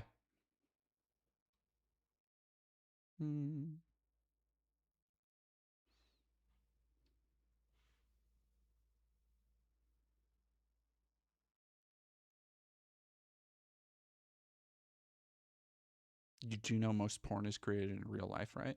Yeah. Are you? Yeah. I have friends who are porn. I have good friends who are porn stars. Yeah, I know it, and for that's the reason that I am not like against porn wholesale. I know there are a lot of people who, like, the industry as a whole has a lot of horrible shit in it, but there are a lot of good people who enjoy it and see it as an art form and expression, and the work I've seen people put into it and the genuine joy it brings people to connect with others through lovemaking, through eroticism. Like, there is a lot of value in porn that goes untapped and unattended to almost by the mainstream, which is in this constant oscillating state of either wanting it to be as extreme and degrading as possible, or hand wringing about how bad it is for women, which is like, a lot of that shit is driven by those same people. Like the Bonnie Blue shit, the like crazy world record setting gangbang and all that shit. Is like that's driven by so many of the same people who will come out here and be like, oh, these women are all whores, and these women, you stupid OnlyFans girls, why do you have an opinion? Like, it's all the same fucking crowd.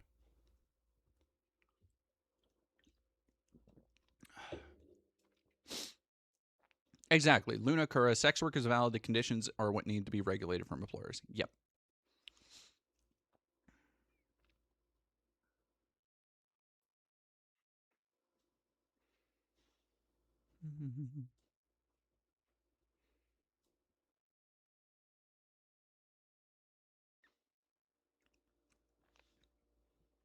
Oh, no, not you, Didi. Someone in chat saying something. Oh, okay. Gotcha. Pentiment. It's made by Obsidian. I played Pentiment. Pentiment is the one that is in a monastery, right? I want to get back to that at some point. I can't do it this year because I'm only playing PS2 games, but that's one game that I played for a bit, and I was like, I have a weird fascination with monasteries and monastery life, and that game was kind of like crack cocaine to me. Because it's all about just like, hey, you're in a fucking monastery. Pentiment. Pentiment, I believe. I don't know if I've ever spelt Pentiment. I don't think I have. But yeah, this dude, fucking gross. Lucari. Get banned. Fucko.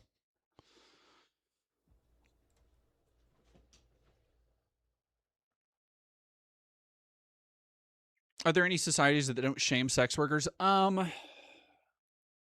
Germany. So a lot of the problems are in places like Amsterdam. It's my understanding that while it is regulated, there are still a lot of like crime and mob connections. Granted, I've never been to Amsterdam. I don't fucking live there. I'm not an expert on it.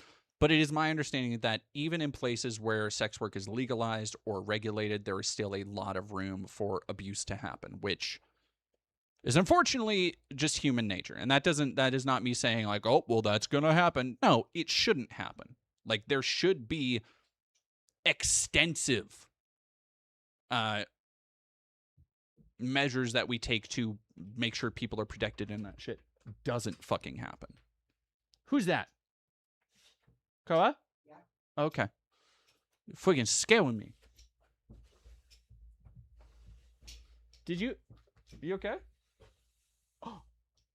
Oh. That's not share box. Damn. That's crackers. How was practice, baby? Need a cigarette. Do you need a weed cigarette? I'll take a weed cigarette. Do you need a jazz cigarette? You need some of the devil's lettuce? Are you okay? Am I okay? Yeah. Why? I'm doing good. I'm having a fun stream. We've been talking about stuff. Talking about stuff? Talking about beer, talking about stuff. You're crazy. You're crazy. You're crazy. Hey, what the fuck?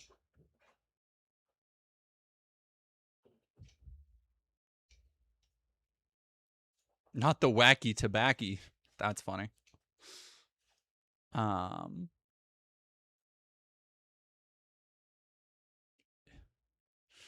Amsterdam, the sex workers are paid in tulips. Very good joke. Very good. Well done.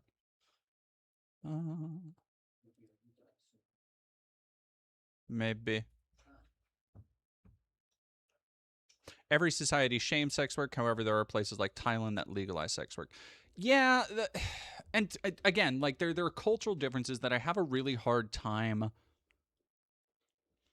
there's this very Western centric, and particularly in America, this notion that comes along with just, I think, being in the imperial core, which is to look at the way anything is done in another country and immediately be like, well, obviously the way we do things is better. But when you actually examine it, like, there are usually a shit ton of reasons for that. And I personally find that kind of stuff way more interesting than simply looking at the differences between us and being like, well, obviously, we are completely better. Which, like, you know, that's my Matt Walsh impression, because, yeah.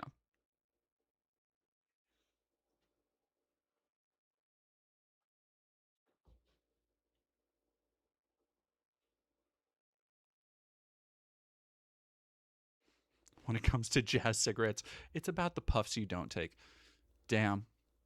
Fuck. Damn, Chuck Grape dropping real shit in here tonight. Base Millennials, thank you for following. And then Eben, thank you for following.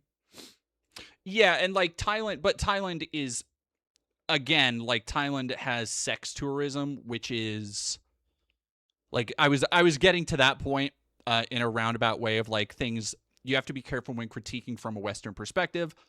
But at the same time, there are things that I feel pretty okay speaking out against. Sex tourism is kind of one of those things. Like, the idea of going to another country, particularly places like Thailand, where, like, Thailand is shorthand for, if somebody takes a trip to Thailand, it's almost universally accepted immediately then and there that they are some degree of pedophile. Like, that's what the shorthand for going to Thailand is for. Which, like, that sucks. That shouldn't be the thing. Like, it shouldn't be allowed. Straight up. Yeah, men go to Thailand because of the lower ages of these girls. Fucking... Yeah, notice how when we talk about stopping stuff in other countries, it's never... shit like that. God, I wonder why that is. I wonder why when we talk about, like, international sex trade and every time it comes back to economic interests and not places where people are being actively exploited. That's what it means? No, it's because it's a lower age of consent. Sadako Plays isn't also a place. It can't. All right. So if you go to Thailand or Southeast Asia for surgery, that's very much a different context. Like, yeah, there are a lot of surgeries, medical procedures where people go there to get them because they are far fucking cheaper.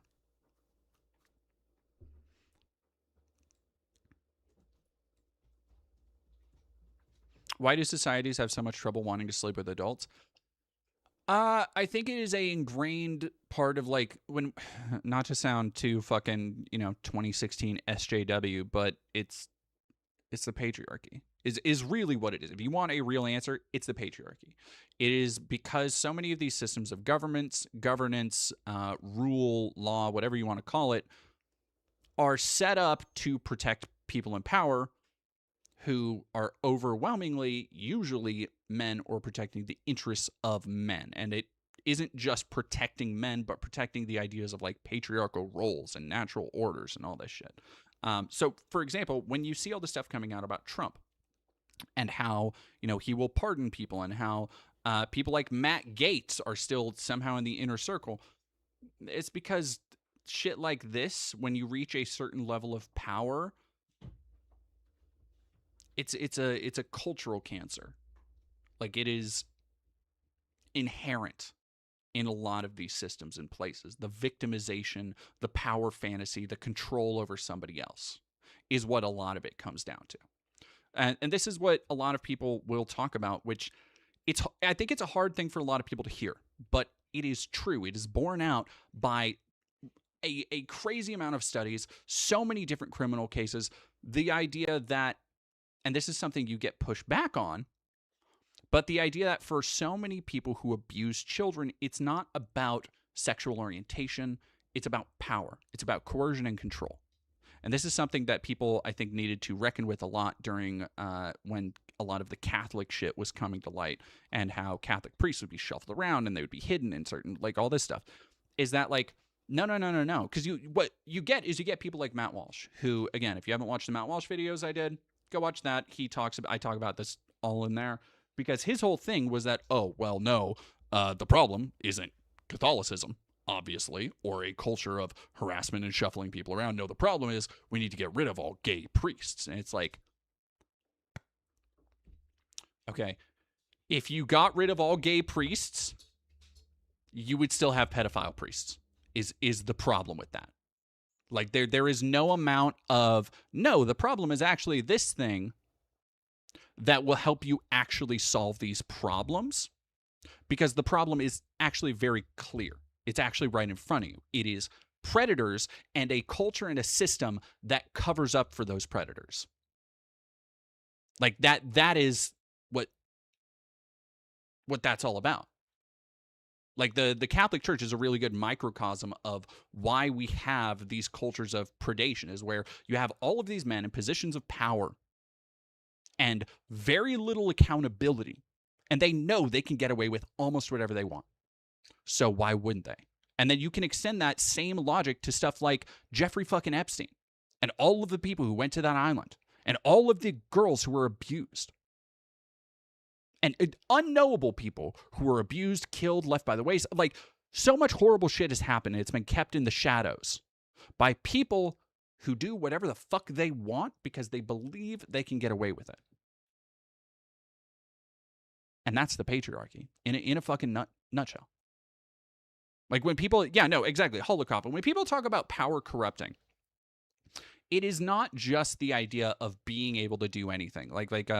You know, this is one of the stupid things about, like, fucking the Zack Snyder movies, where it was like, you know, like, the whole thing was like, oh, Superman's too powerful and absolute power corrupts absolute, and they tried to get all philosophical with it. And, like, the problem with power corrupting is that the idea of power corrupts is meant to be gradual. It's not a thing where, like, Superman comes to Earth with all of these powers, okay, but he's still a good person. He grows up with those powers. He knows how to regulate them. Like, it's antithetical to the way that is meant to be used, where over time, somebody will push their own limit and discover, oh, I can do this, and there's very little to no pushback. Or if there is, it's not meaningful. It's not affecting my ability to do this thing, so I'm going to keep doing it because I like doing it.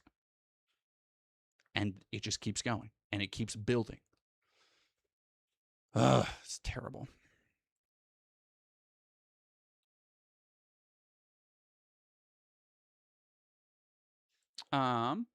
Rick Lesser Moore, thank you for following. Papage off USA. Edgardo Cruz, thank you for subbing. Joe 47771 and Eben, thank you for subbing. Give me 1 second. I will be right back.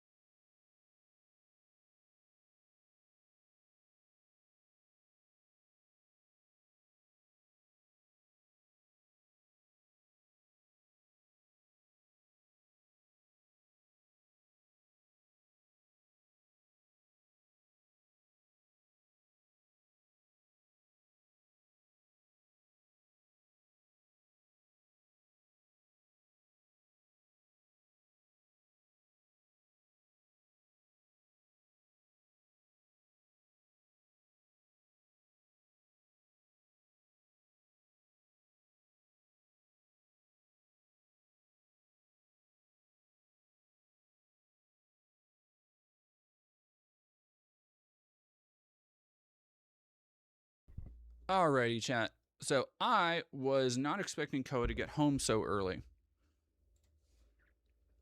So we are going to go, instead of covering the stupid Matt Gaetz shit, we will save that for later.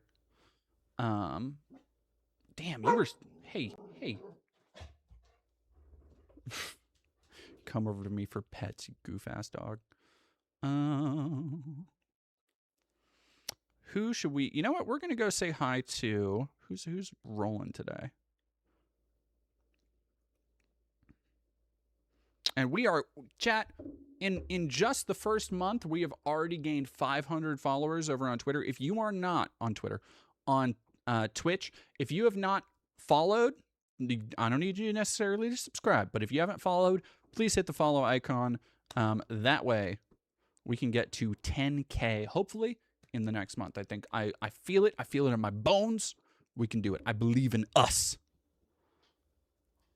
We are going to go to, let's see, we got Riverboat Jack, Frogan, Naughty Roomba, and Rin Vixen. I like Roomba, but let's go over to Jack. Minnesota tells Ice to fuck off. I haven't rated Jack in a long time.